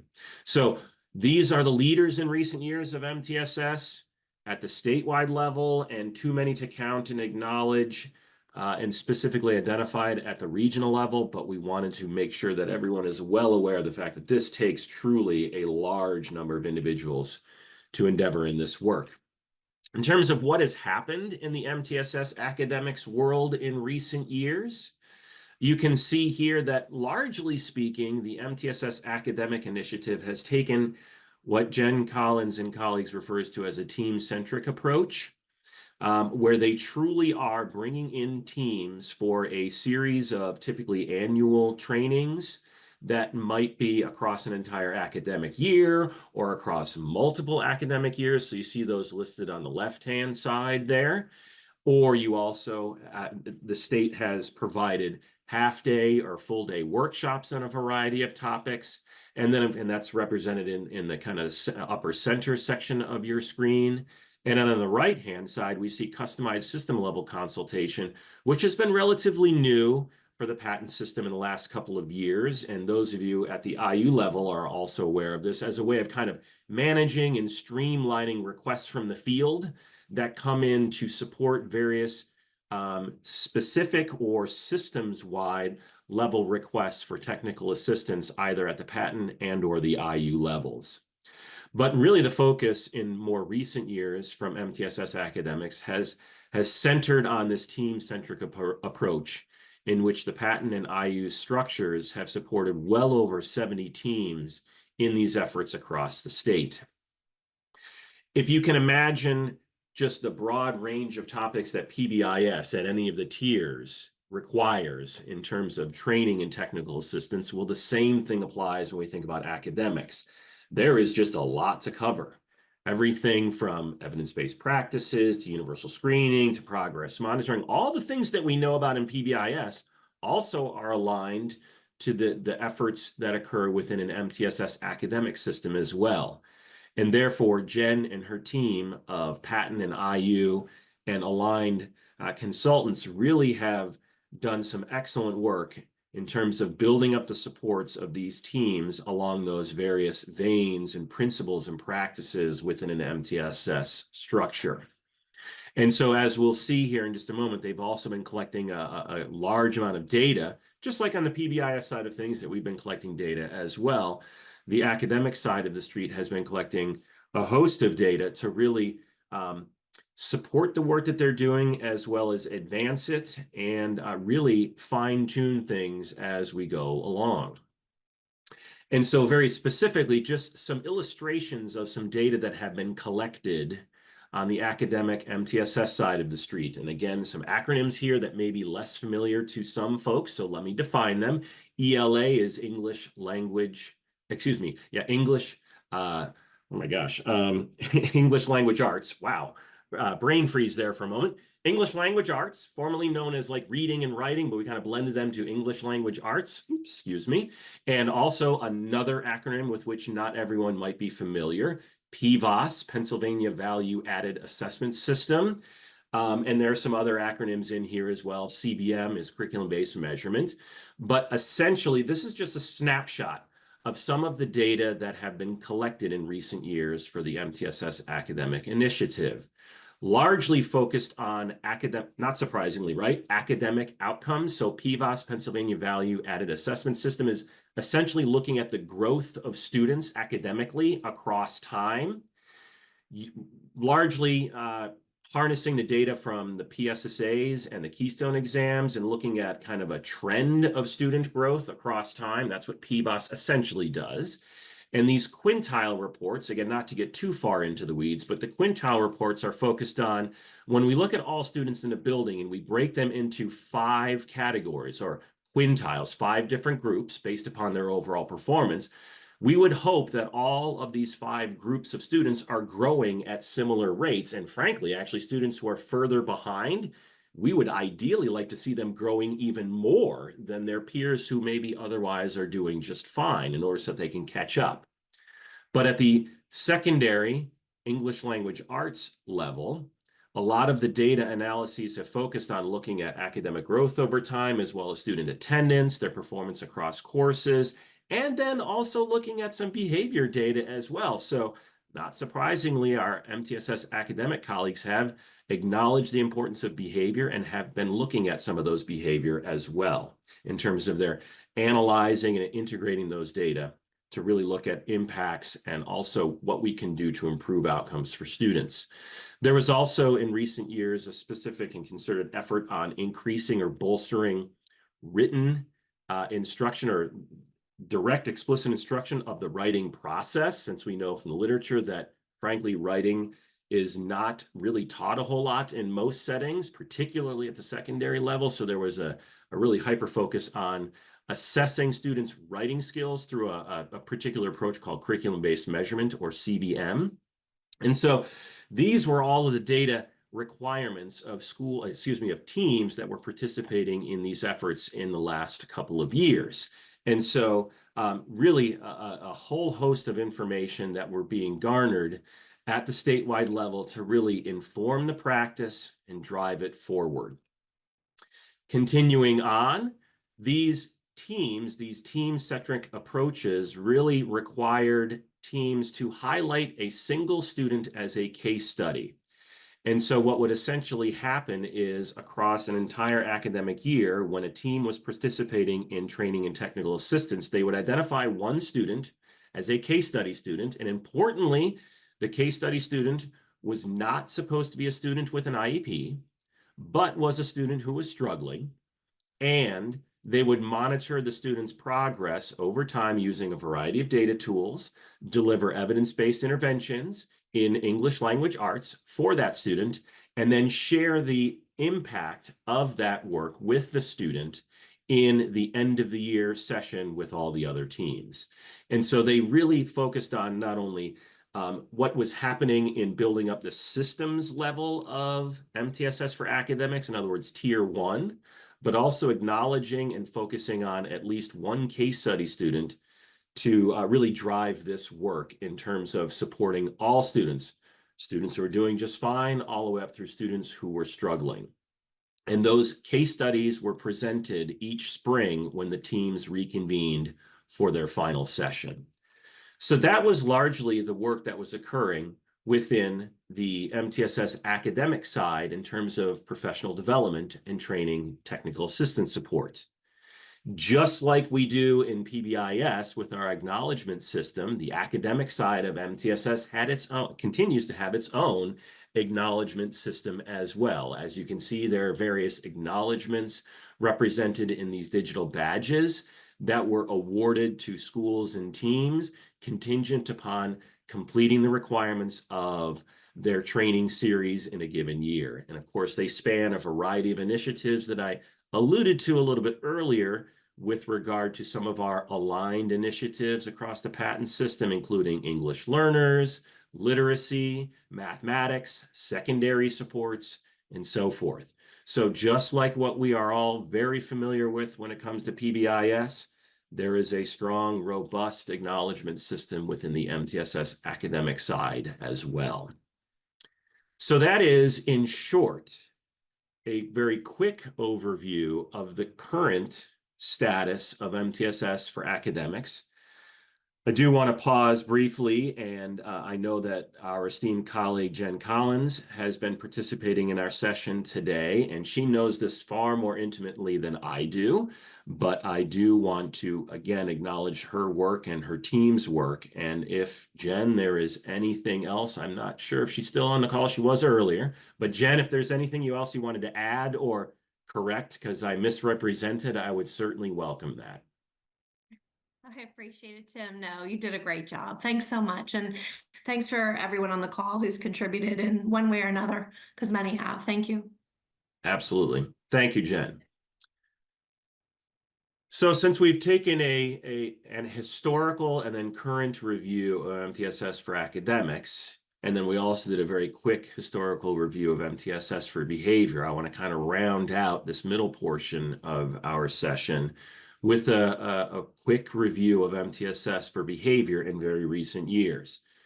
What I'm about to share is a very quick overview of the most recent program evaluation for school-wide PBIS. And I appreciate that we have many excellent colleagues on this call who are at the program-wide level as well. And I don't have access to your program-wide level data, so my apologies for not having a summary of those great outcomes that that are achieved at the program-wide level. What I'm going to focus on is largely the school-wide level, because as many of you might be aware, for the past 16 years, I've been blessed with the opportunity to facilitate the school-wide the school-wide state-level program evaluation of PBIS. Part of my responsibilities when I was at Indiana University of Pennsylvania was to support the program evaluation of the school-wide PBIS effort. And so what I'm going to share with you are just a few highlights of some of our most recent program evaluative results, and just put a little plug that we are doing a session on Thursday afternoon of the Implementers Forum. Thursday afternoon, we're going to do a deeper dive into this program evaluation. So these data that I'm going to share are from the 22-23 academic year.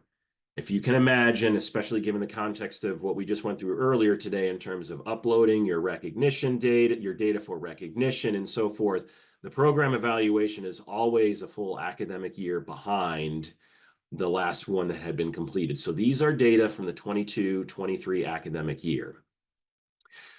Notably, when we look at fidelity of implementation, as of the spring of 2023, there were 723 schools implementing Tier 1 SWPBIS2 criteria, which accounts to about 20% of all schools in Pennsylvania. And if I could quickly go back, I won't because you'll all get sick, but if I go back about 8 or so slides in this presentation, you'll remember we started out with 33. Now we're up to 723 in the span of 16 years. So that is truly a wonderful accomplishment. Those 723 schools come from 211 LEAs, including charter schools, cyber charter schools, career and technology centers, alternative education settings as well. And of the 29 IUs, we proudly have representation of schools implementing at least Tier 1, 2 criterion in 26 of the 29 IUs. The map here illustrates the depth of implementation fidelity based upon the number of schools within a district. So the deeper the purple, the more schools implementing Tier 1 or more 2 criterion. If you also recall from a little bit earlier in my presentation, when we first started out, about 1% of kids were educated in schools in that initial 33 pilot sites across the Commonwealth. We now have approximately 18% of all public, private, and non-public students who are educated in schools that have achieved at least Tier 1 implementation of school-wide PBIS. I don't have to remind all of you, we have just grown exponentially in these 16 years, and it is a wonderful achievement and an accomplishment that needs to be celebrated, and it is largely due to the great work that all of you are doing in your local and regional areas. So I wanted to make sure that we acknowledge that excellent work that has occurred. In terms of the breakdown of school-wide fidelity of implementation, not surprisingly, in the spring of 2023, the trends that we observed disaggregated by grade level mirror what we have seen in Pennsylvania since the early adoption of school-wide PBIS, but also mirror what happens nationally. Implementation is far more robust at the elementary level than it occurs in the middle and the high school levels. But what is also important to appreciate and value is that we have demonstration sites at the middle and the high school level peppered across the state. And so those are wonderful accomplishments also to celebrate. And then I have that purple category, other, and it's just simply because there's kind of a hodgepodge of configurations, as I'm sure many of you are well aware. We've got schools out there that span grades 3 through 8. And so they're kind of both an elementary school and a middle school. So we kind of put them in the other category because they're unique in a very positive way. They're unique. But it is important to acknowledge that we have grade configurations that don't necessarily fit neatly into our elementary, middle, and high school categories. And then lastly, our alternative category truly represents schools that are dedicated for our students who present with the most complex social, emotional, and behavioral needs. And so that is the designation there indicated as alternative. When we also look then at the number of schools across the Commonwealth that have achieved fidelity at more than just tier 1, because as we all know, PBIS is not just tier 1, it's a comprehensive multi-tiered model. Then we have some data, again, specific to school-wide, does not include program-wide. These are specific to school-wide. In the spring of 2023, we had 152 schools that had achieved fidelity of implementation of tiers 1 and 2. And then proudly 74 schools across the Commonwealth that had achieved fidelity of all 3 tiers of PBIS. These are wonderful accomplishments. And again, I am in the program evaluation comprehensive report, we have kind of longitudinal data that we share with readers to demonstrate that these numbers of schools implementing advanced tiers continue to grow each year. So that is very notable that we keep moving the needle forward in terms of getting more and more schools to achieve criterion at the advanced tiers. What this also says is that we had nearly 500 schools that are primed to begin and then achieve implementation at the advanced tiers. So I really look forward to seeing these numbers continue to grow, not only at tier 1, but at advanced tiers as well. In terms of just a quick overview of some of our outcome data, when we look at office discipline referrals, so ODRs, again, this is specific to school-wide. We're not looking at behavioral referrals that are kind of one of the hallmark indicators of program-wide, but we look at school-wide with an emphasis on office discipline referral. These data compare Pennsylvania schools to the national data. So Pennsylvania schools are in blue, the national data are in red.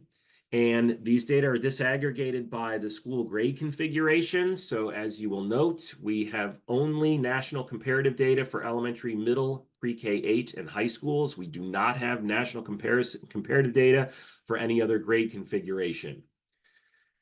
When we look at these data, so essentially the large square in the middle of these box whisker plots, the large square represents basically it represents the median. Not the mean, but the median. And I won't bore you the details as to why I have to look at the median, but these are the medians, not the means or the averages. And then the whiskers, the lower whisker represents the 25th percentile rank within that group, and the upper whisker represents the 75th percentile rank of that group. The higher the percentile rank, the more ODRs are being used. When we look at these data, a couple of trends emerge from our perspective. One of those trends is that elementary and middle schools in Pennsylvania use office discipline referrals at slightly lower rates than national trends. So that's a good thing. Elementary and middle schools are using ODRs at lower rates compared to their national peers.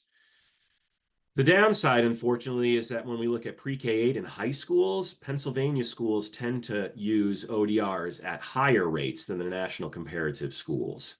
So we've got some results to celebrate at the middle and elementary levels, and we have some work that needs to continue occurring at the pre-K-8 and high school levels, as illustrated by these data.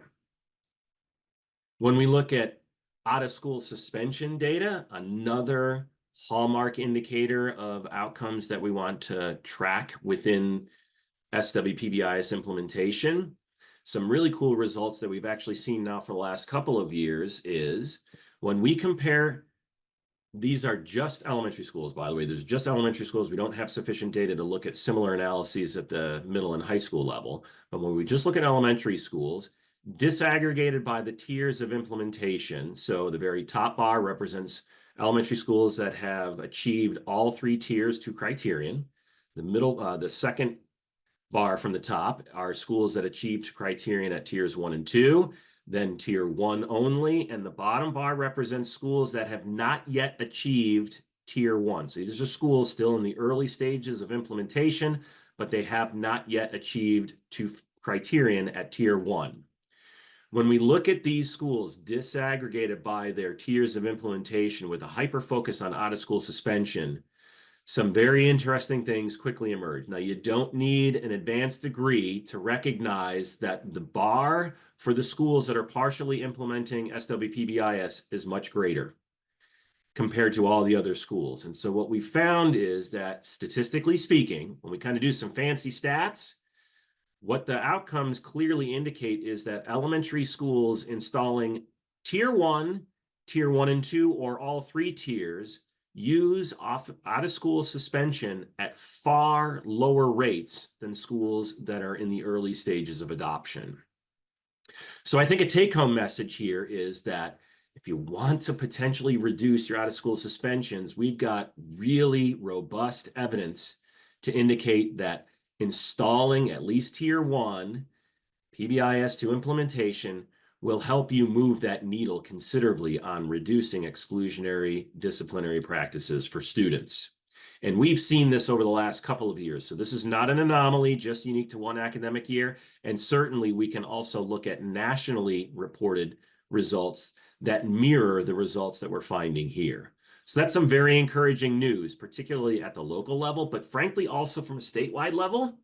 When the state is very concerned about exclusionary disciplinary practices, we can point to SWPBIS as one way to help reduce those out-of-school suspension rates, which of course we all know ultimately do not benefit students when they're being removed from school settings, thus they're losing out on academic instruction.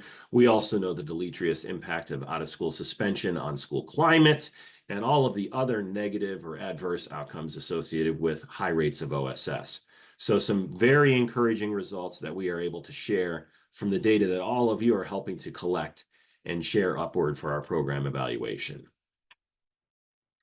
Now, I've just got done saying, hey, we got some really encouraging results, particularly in terms of exclusionary practices for most schools across Pennsylvania. And by comparison to national trends, we're doing pretty good at the elementary and middle level, got some work to do at the pre-K-8 and high school level. So we're feeling really good.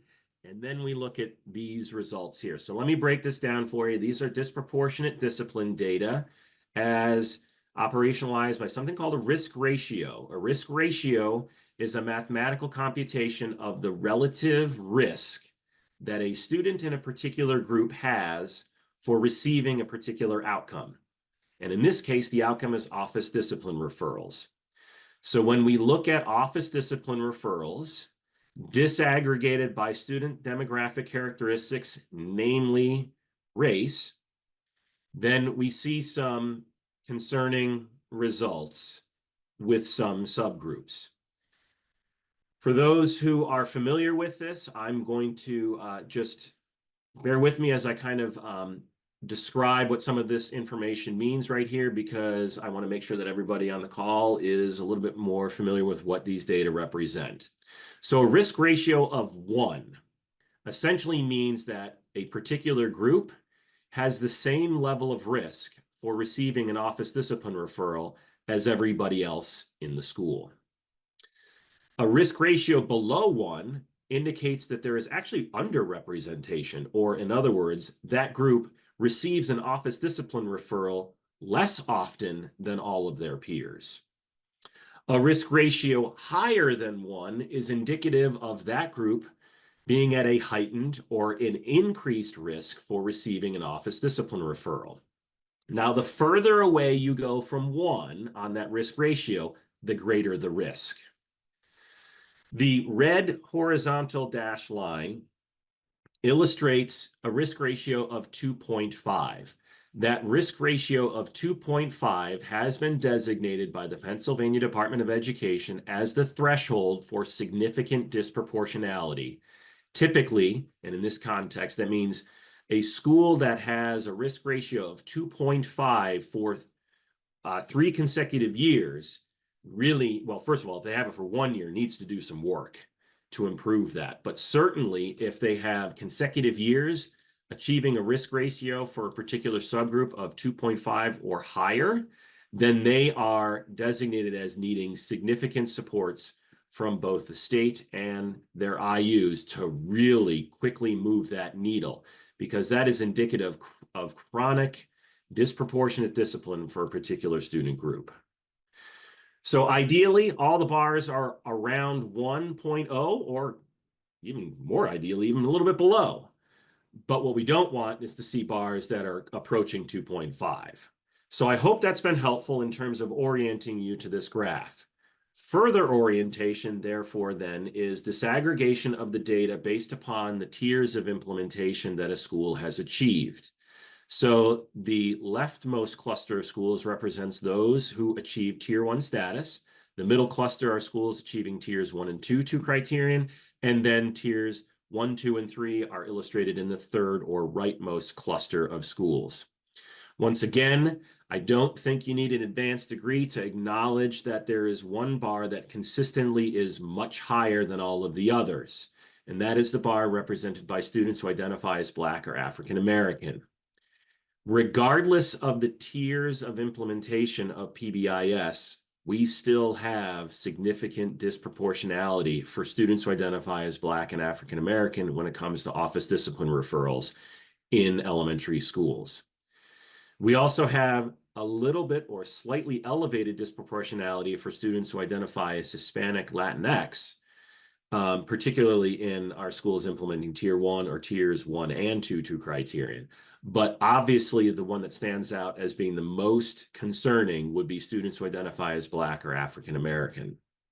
And again, these are schools that are installing SWPBI's 2 criterion, at least at Tier 1. I think the take-home message among many things from these data is that, and I'm probably not going to say anything terribly surprising to everyone, is that SWPBIS in isolation is insufficient at reducing disproportionate discipline practices. We have to look at a more integrated, culturally responsive SWPBIS approach that also acknowledges the importance of academics, as well as those other efforts that are occurring within our patent and IU structures that really are important and make us realize that we truly need a comprehensive MTSS, not a siloed academic one or a siloed PBIS one. We have to truly integrate.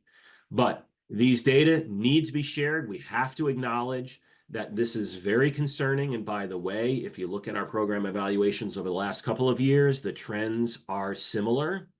We can and ought to be doing more for our students of color. And so my hope is that as we continue to think about and then operationalize the integration of MTSS academics and behavior, as well as continue to build up our culturally responsive practices, that in future years, we will see all of these bars leveling out, being much closer to 1.0. So as I've noted, that's just a quick overview of the latest program evaluation for the 2022-2023 academic year. Also, as I acknowledged, there is a session at the Implementers Forum Thursday afternoon, putting a shameless plug in for my session, although I do appreciate there are lots of other really, really good sessions at the same time. But if you are into this and you want to see more of it, we're happy to share that in another venue. And also, the executive summary for the latest program evaluation, I think, is on the papbs.org website. If it is not, I will make sure that it gets there in the next couple of business days, but we hope to have that up there if it isn't already here very soon for your consumption. So that is a historical and current perspective of both academic and behavioral MTSS. And I want to pause just to see if there are any questions in the chat that I was not attentive to before I then pivot and review future directions on an integrated model. No question. Thank you, Lisa. Lisa's shaking her head, so must not be any other questions. So that is good. Thank you. Hold on for one second. Question just came in after we said no questions. All right. Sorry, I was waiting for the right moment to enter in the chat. I can talk it out loud. I don't know if it's so much a question, but something that is, since you went over slide 17, something that I was really thinking about, and what I put in the chat, if people would rather read it, is that like we here at IU20 have trained a number of schools, and I'm sure colleagues across the state have experienced the same, where we've had schools that were either, they were never even reporting their ODRs, like they were very loosely tracking their referrals, or, you know, different measurements. And so my thought process too, or like my wondering, is if initially some of the schools their data is looking higher. Like they have a ton of ODRs. And of course, over time, we want to see the trajectory of decreasing that number. But I just I needed to brain dump that and maybe hear a response, whether it's just a confirmation or if there's a little bit more details behind it. Sure. I know anecdotally, in my experience working with schools that have installed PBIS at the school-wide level, many, but not all, many schools in their first year of implementing 2 criterion tier 1 actually see an increase. And I see some of my colleagues nodding their head like that's either that they've experienced that as well. And I think to your point, part of the reasoning perhaps as to why there might be an initial increase is because we're getting all staff on the same page as to what are, I'm going to use some somewhat antiquated language, classroom managed or teacher managed versus office managed or administrator managed behaviors, or if you want to think of minor behaviors versus major behaviors, if you're familiar with the Swiss system or whatever the language might be. So I think in my experience, in my experience, anecdotally, I would say more often than not, there is an initial increase in that first year of implementing tier 1, 2 criterion with then a downward trend. Specific to these data that I'm sharing right here, these are schools, again, that were implementing tier 1, 2 criterion, but we did not look at how many years of implementation. That would be a very interesting question. And as Angela mentioned at the beginning of our session this morning, as we look toward reimagining and kind of integrating academics and behavior into an integrated MTSS model, one of the other things we're going to be doing is revisiting the program evaluation, really seeing how do we reshape that program evaluation to answer more salient questions, such as a question like that. You know, maybe if we looked at longitudinal trends, things might look a little bit differently. So I'm going to stop there. I hope I at least somewhat came close to responding to your question. Maybe some of my colleagues would be willing to chime in if they think I either missed the mark or have something else that they think is they can add.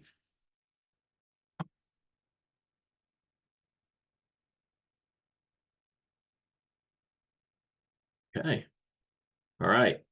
Not hearing anyone else, so I will, and again, similar to what Becky was saying earlier, since I have full screen, I'm not able to monitor the chat quite as well. Is there anything else that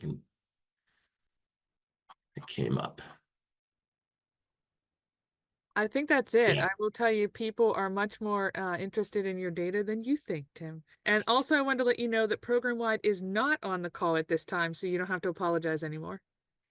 Well, I appreciate that, but I thank you for reminding me they're not on the call. But they are doing some great work, and they have program evaluative evidence that they have been looking at and sharing out for years. I just have not been tasked with those kinds of efforts over the past 16 years. And Jen Oswald, thank you very much for reminding all of us that implementation science evidence clearly indicates that for systems level work, there typically is a 3 to 5 year period of time before you will actually see systems level or tier 1 kinds of improvements materialize. And we see that in the academic side of the world as well as the behavioral side as well. Okay. All right. So in our remaining 30 minutes or so, I've been tasked with talking a little bit about future directions, this integrated model of multi-tiered systems of support. And as I said at the very beginning of my time with you, I imagine that many of you are kind of dealing with this day in and day out when you're in the schools. And while you may only officially wear one hat or a hat only unique to PBIS, and you don't really wear an academic MTSS hat, certainly you're experiencing the struggles as well as the opportunities that are now emerging in the field to really integrate both of these frameworks. So what I'm about to share with you is truly some work that is borrowed from some of the leaders nationally in this integration work. And Kelly Perales and her team at the Midwest PBIS Network, of course, we want to thank them for their leadership, as well as University of Connecticut's IMTSS Research Network has been instrumental in helping us to understand, visualize, and then operationalize this integrated multi-tiered systems of support, or IMTSS. So in brief, and again, I only have less than 30 minutes now to kind of go over this. So this is just scratching the surface. And then at the very end, I'm going to do exactly what Becky said earlier and others said earlier, talk about what does this mean for you in the coming year. So here's like the cliff notes. Keep doing the great work that you're doing this year. This is just a preview of what is starting to come down in the next couple of years, but not this year, because we still got to figure out at a statewide level what an integrated MTSS model looks like. But an IMTSS model is truly a comprehensive framework that includes both academic, social, emotional, and behavioral outcomes. And when we think about the pillars or the key principles of an MTSS system, whether it's integrated or not, the 5 things that you see listed here are truly those basic or core principles of an integrated model. And again, if you're only familiar with PBIS or you're only familiar with academic MTSS, these things will ring true for you. It's just now what I hope to illustrate is how these things are integrated across that comprehensive model. So integrated continuum of research-based and practices, comprehensive data decision making processes, integrated teaming and coaching structures, professional development, and then additional supports to support the sustained and scaled implementation as we do this work not only in one building, but then multiple buildings and then across entire districts and regions. So I'm going to break down each one of these and give you a little bit of what does this actually look like. So we'll take the first one, integrated continuum of research-informed practices. What does this actually mean? It means that we're deploying evidence-based practices known from the academic literature, as well as the social, emotional, behavioral literature, and integrating them. So what does this look like in its purest or simplest sense? Particularly, say, for example, at Tier 1, or you could also say at the advanced tiers as well. Before starting on an academic lesson, we're going to pre-correct. And we're going to prompt kids for what are the expectations behaviorally that we want them to demonstrate during a lesson. We're, of course, going to be utilizing various schedules of reinforcement to support appropriate behavior and reinforce those academic responses that we want kids to elicit. We're going to give them multiple opportunities to respond academically and behaviorally. We're, of course, going to use universal screening approaches that are both academic, social, emotional, and behaviorally focused as well.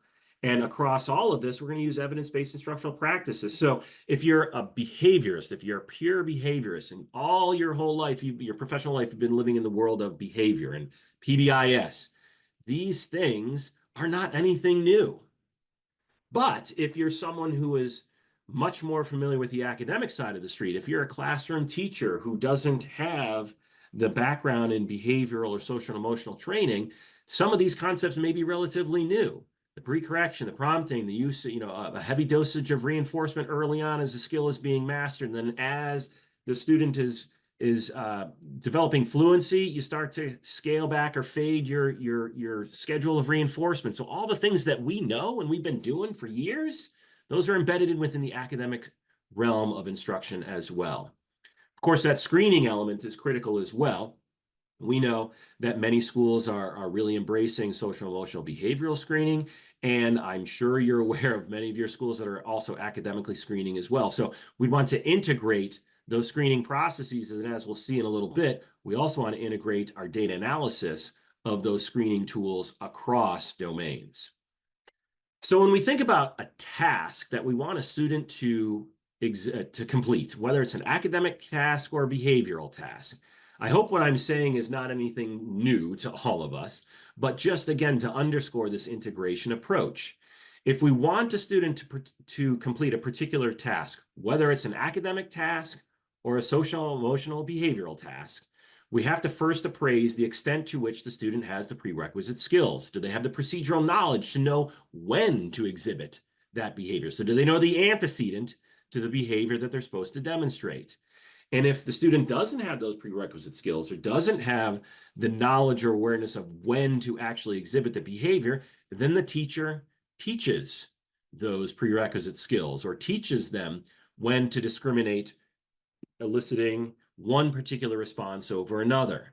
So we're going to do what we all know in the behavioral world, we're also going to apply it in the academic setting as well. Of course, if a student doesn't know how to behave, we all know you teach the kid, right? We're going to do the same thing and really emphasize that when it comes to the academic side as well. If the student doesn't know how to academically behave, then we're going to really emphasize we got to teach the kid the academic skills they need. And how do we build appropriate scaffolds that the student can be successful, whether it's through errorless teaching approaches, to fading that scaffolded structure across time, really building that up on the academic side of instruction, as well as what we have always been doing on the behavioral side. And when it comes to social emotional learning, well, what are the set of skills that a kid needs to engage in or demonstrate in order to be successful in that task? And if the kid doesn't have the social emotional skills to be proficient and demonstrate mastery of an academic or a behavioral skill, then we're going to teach that by giving them lots of OTRs, opportunities to respond. We're going to use behavioral momentum practices that can really build up those skills. So in essence, what we're trying to do is acknowledge that when a kid is engaged or is asked to complete a task, whether it's a behavioral, social, emotional, or an academic task, we understand that the task serves as an antecedent to both their behavior as well as their social emotional response.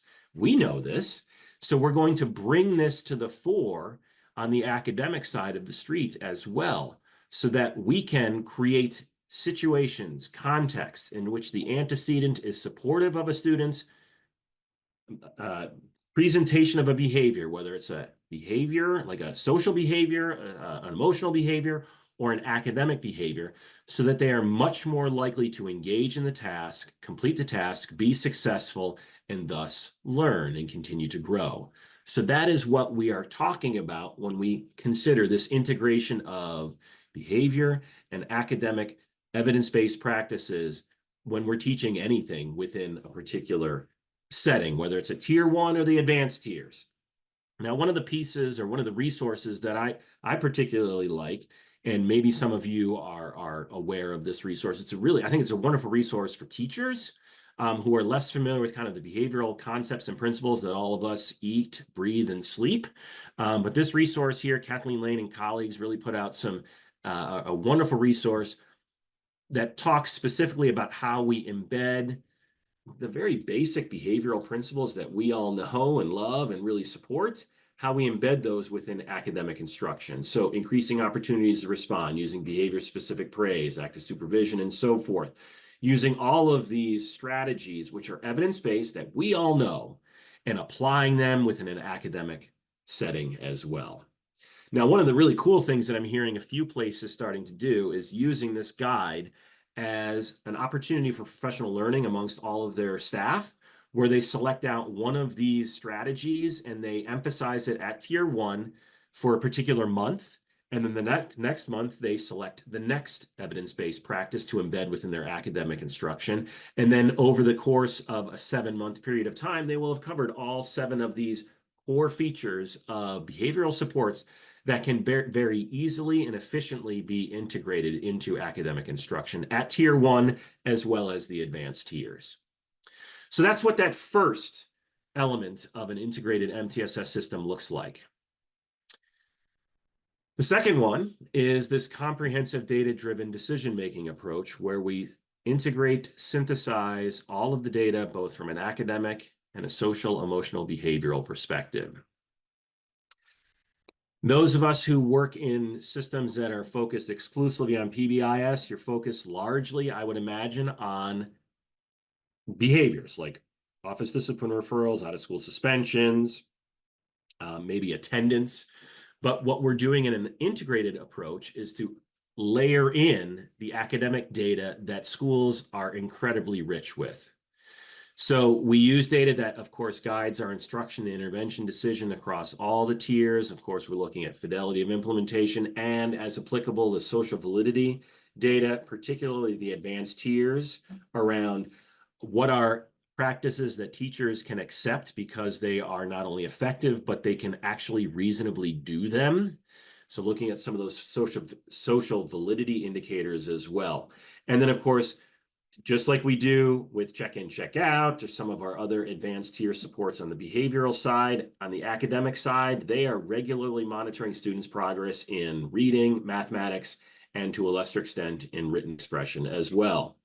Of course, we want to look at how we analyze and disaggregate data across subgroups, particularly looking at students with disabilities, students of racial or ethnic minority status, and so forth. And then because schools are so rich with so much data, the challenge, I think, is how do we manage all of these multiple data sources to efficiently and effectively look at data in our allocated time for these data meetings that we have. Because frankly, we could spend an inordinate amount of time looking at all of these data. So it's all about how to be strategic in looking at data and maybe digging a little bit deeper. So I have a couple of illustrations of looking a little bit deeper at some data that don't necessarily come from Pennsylvania, but come from some sites across the country that are really spearheading and leading the way on integrated MTSS systems. So if we look at this one right here, just to orient you, we have a handful of schools from the state of Connecticut. And initially, the schools were looking at their overall attendance rates, as are illustrated in the blue line. And if the school just looked at their overall attendance rates, they would think, nothing too terribly bad. But when they dug a little bit deeper and looked at the proportion of kids who are chronically absent, meaning students who had missed school 10% or more of the academic year to that point in time, there's quite a different story that is told across these schools. Namely, again, if you just look at the blue line, you'd think all the schools are very similar in terms of their attendance rates. But when you dig a little bit deeper, we see that school E, for example, has very low chronic absenteeism by comparison to some other schools that have extremely high chronic absenteeism. So the point here is digging a little bit deeper into our data will give us insight into underlying problems that may not necessarily be apparent when we just look at surface level data. Here are some data in which schools in, I think this is, I want to say this is Missouri, but don't quote me on that. These are data from schools that were looking at their NAEP, National Academic Educational Performance. So it's basically a national test of academic proficiency in reading mathematics that is administered across the country to selected schools. And we're looking at grades 4 on the left-hand side and grade 8 on the right-hand side. And they looked at academic proficiency disaggregated by the number of days of schools that kids were absent. And what you should probably immediately ascertain from these results is that the more days of schools kids miss, the less proficient they are in reading and mathematics. Now, curiously, digging a little bit deeper in these data, the results were more pronouncedly different in mathematics than they were in reading. So while there is an undesirable downward trend or an inverse relationship between the number of days of school missed and academic proficiency for both reading and math, those differences were much more stark in mathematics than they were in reading. So again, we wouldn't necessarily know this unless we integrate both academic data with behavioral data to really elucidate much more a fine-grained analysis of what's going on. And based upon this, we would acknowledge that, hey, we got to be ultra concerned about kids who are chronically absent because they are going to likely end up being less proficient in reading mathematics. Wichita, Kansas public schools, some data here, similar to what we saw in the previous slide, looking at 3 categories of student attendance as defined as excellent attendance, good attendance, and chronically absent. And you can see how those are operationally defined below the graph. But again, across all grade spans, elementary, middle, and high school, mathematics proficiency scores were markedly lower when students' absenteeism was chronic by comparison to having quote unquote good attendance or excellent attendance. Again, schools wouldn't necessarily know this unless they dug deeper and interactively analyzed their data, merging data from multiple systems, attendance and academic proficiency, all in the spirit of looking at more than just one data source at a given point in time. So really merging data sets and being much more, I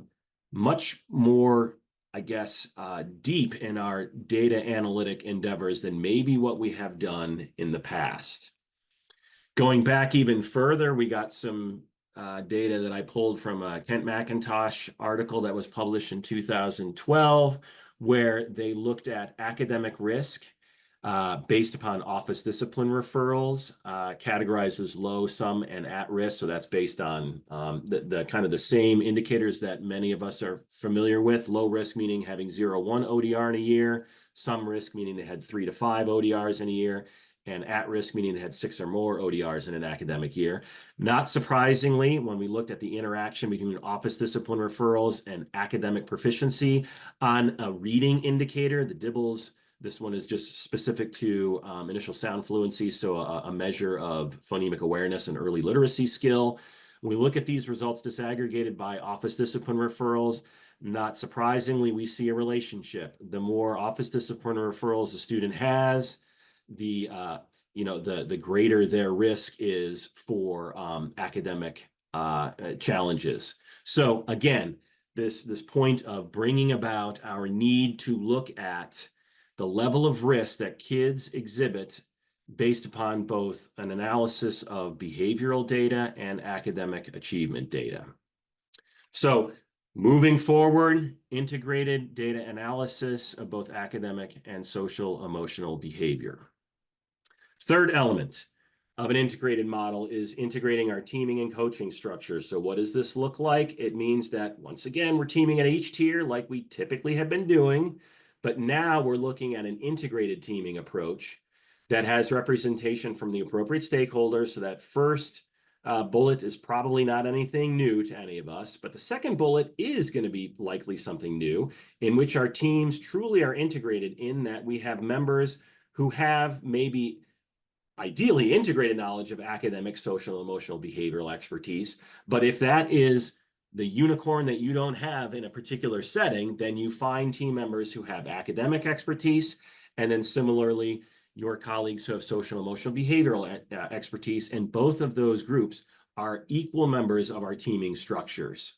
And so we're looking at data in an integrated model. We're also discussing our teaming and coaching approaches in an integrated model.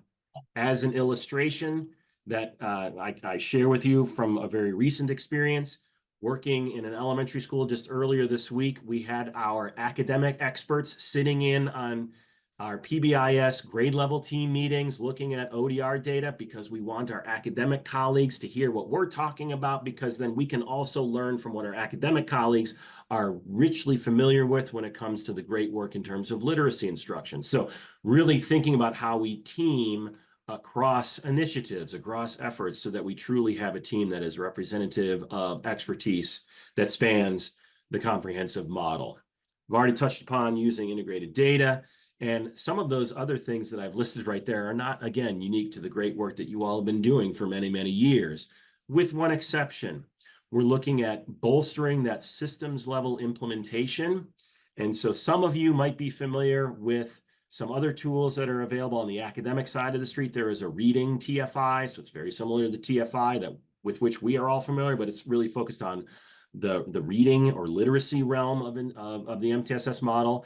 And then when we think about districts level supports, the District Systems Fidelity Inventory, the DSFI, really looks at how district systems can support the expansion of PBIS and academic MTSS across all buildings. We're also looking at some other fidelity measures as well that are very, very specific to an integrated model of MTSS. Fourth hallmark of an integrated model is integrated professional development. So what does this look like? It means that we're employing positive, proactive, and data-driven professional development that involves all our stakeholders, that truly focused on professional development and coaching experiences that are not siloed. And I know, I've been in the field for over 25 years, and for 25 years, I've heard about everybody, saying, oh, we're always in silos, we're always in silos. So clearly this is a difficult nut to crack, but in an integrated approach, that's what we're going to do, is really looking at how we truly develop a professional learning plan, not only for 1 year, but for multiple years, that truly integrates efforts so that we can build up an integrated model.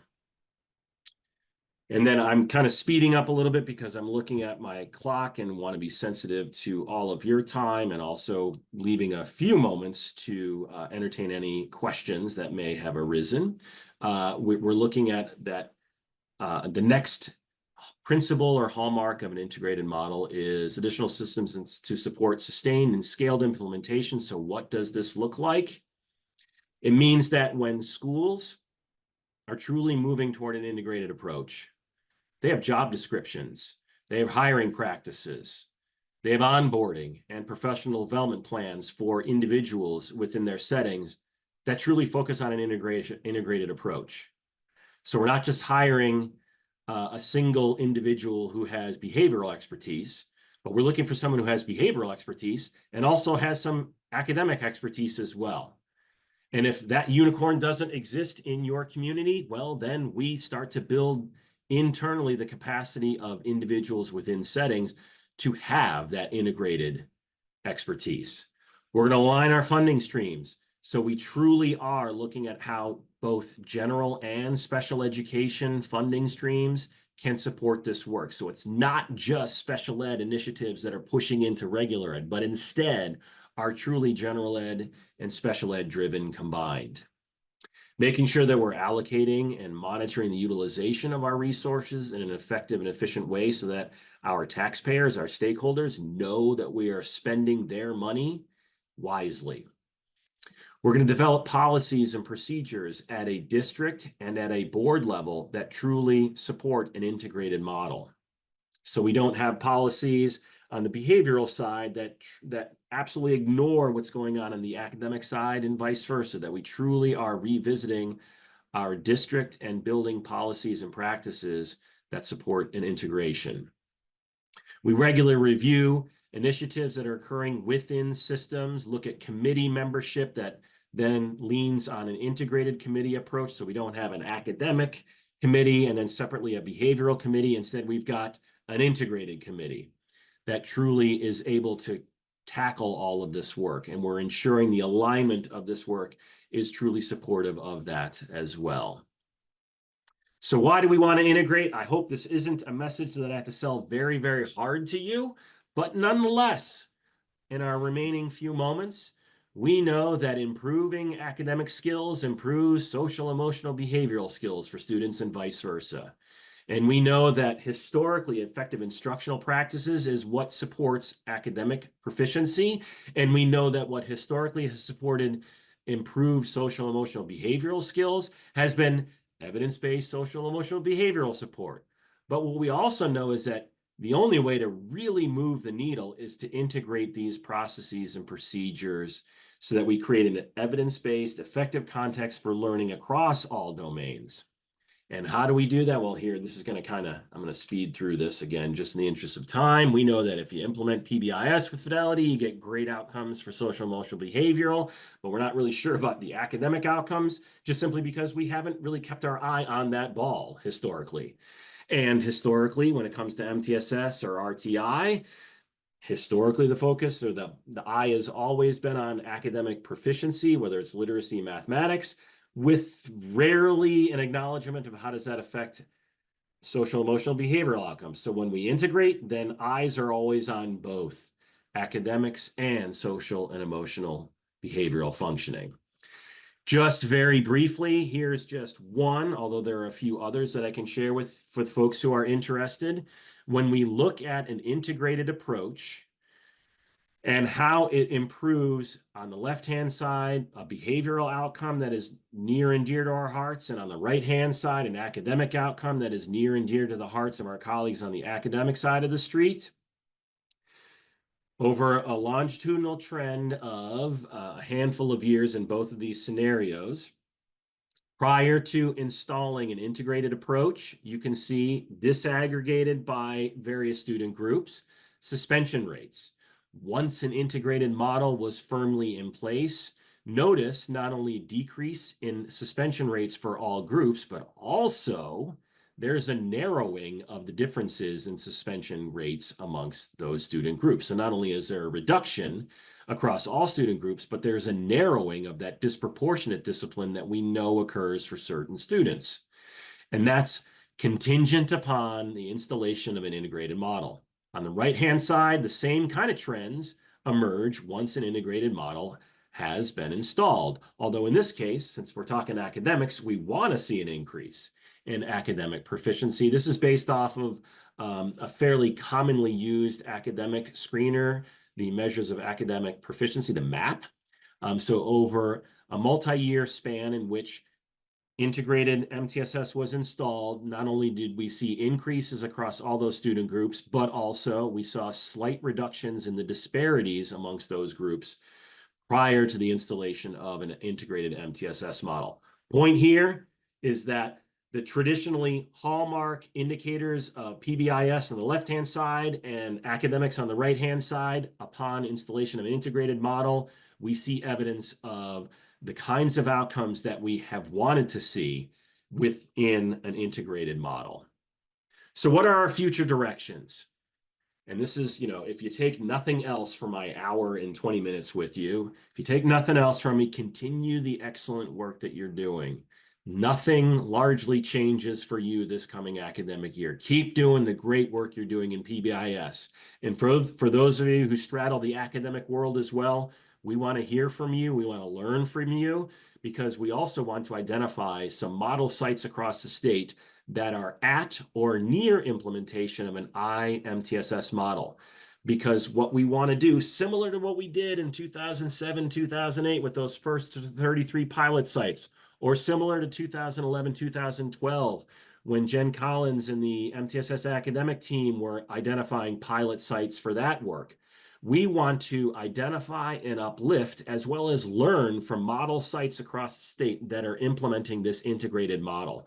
So if you think you've got a site or more than a couple of sites that are integrating or near integrating that, we welcome knowing where those sites are. So lift that information forward to your patent leads or to myself, or I'm going to volunteer Kelly Swartwood as well. Let someone know at the patent system who those sites are, because we want to learn from them.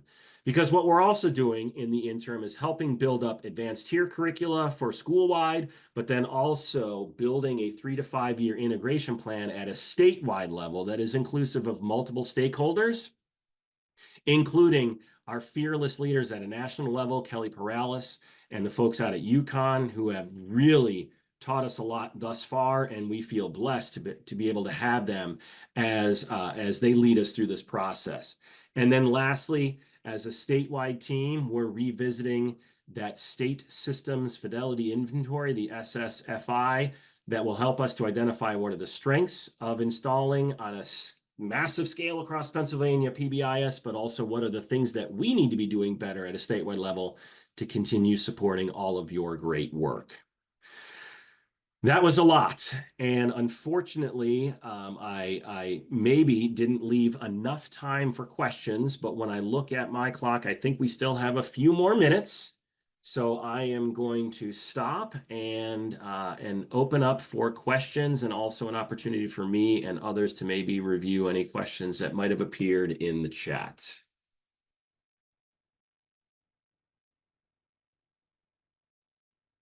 Not seeing anything specific in the chat at this time, Tim. All right. Fantastic. Well, I appreciate your attention. I appreciate your patience as I went through quite a long list of things that I was asked to review, including data. But those of you who know me understand that I love data, and I could spend hours talking about data, and I'm weird like that. My apologies if you're not as excited about data, but it's been a wonderful treat to share this with you, and I really look forward to re-engaging with the patent and the IU systems now that I have rejoined the patent system very recently. So thank you.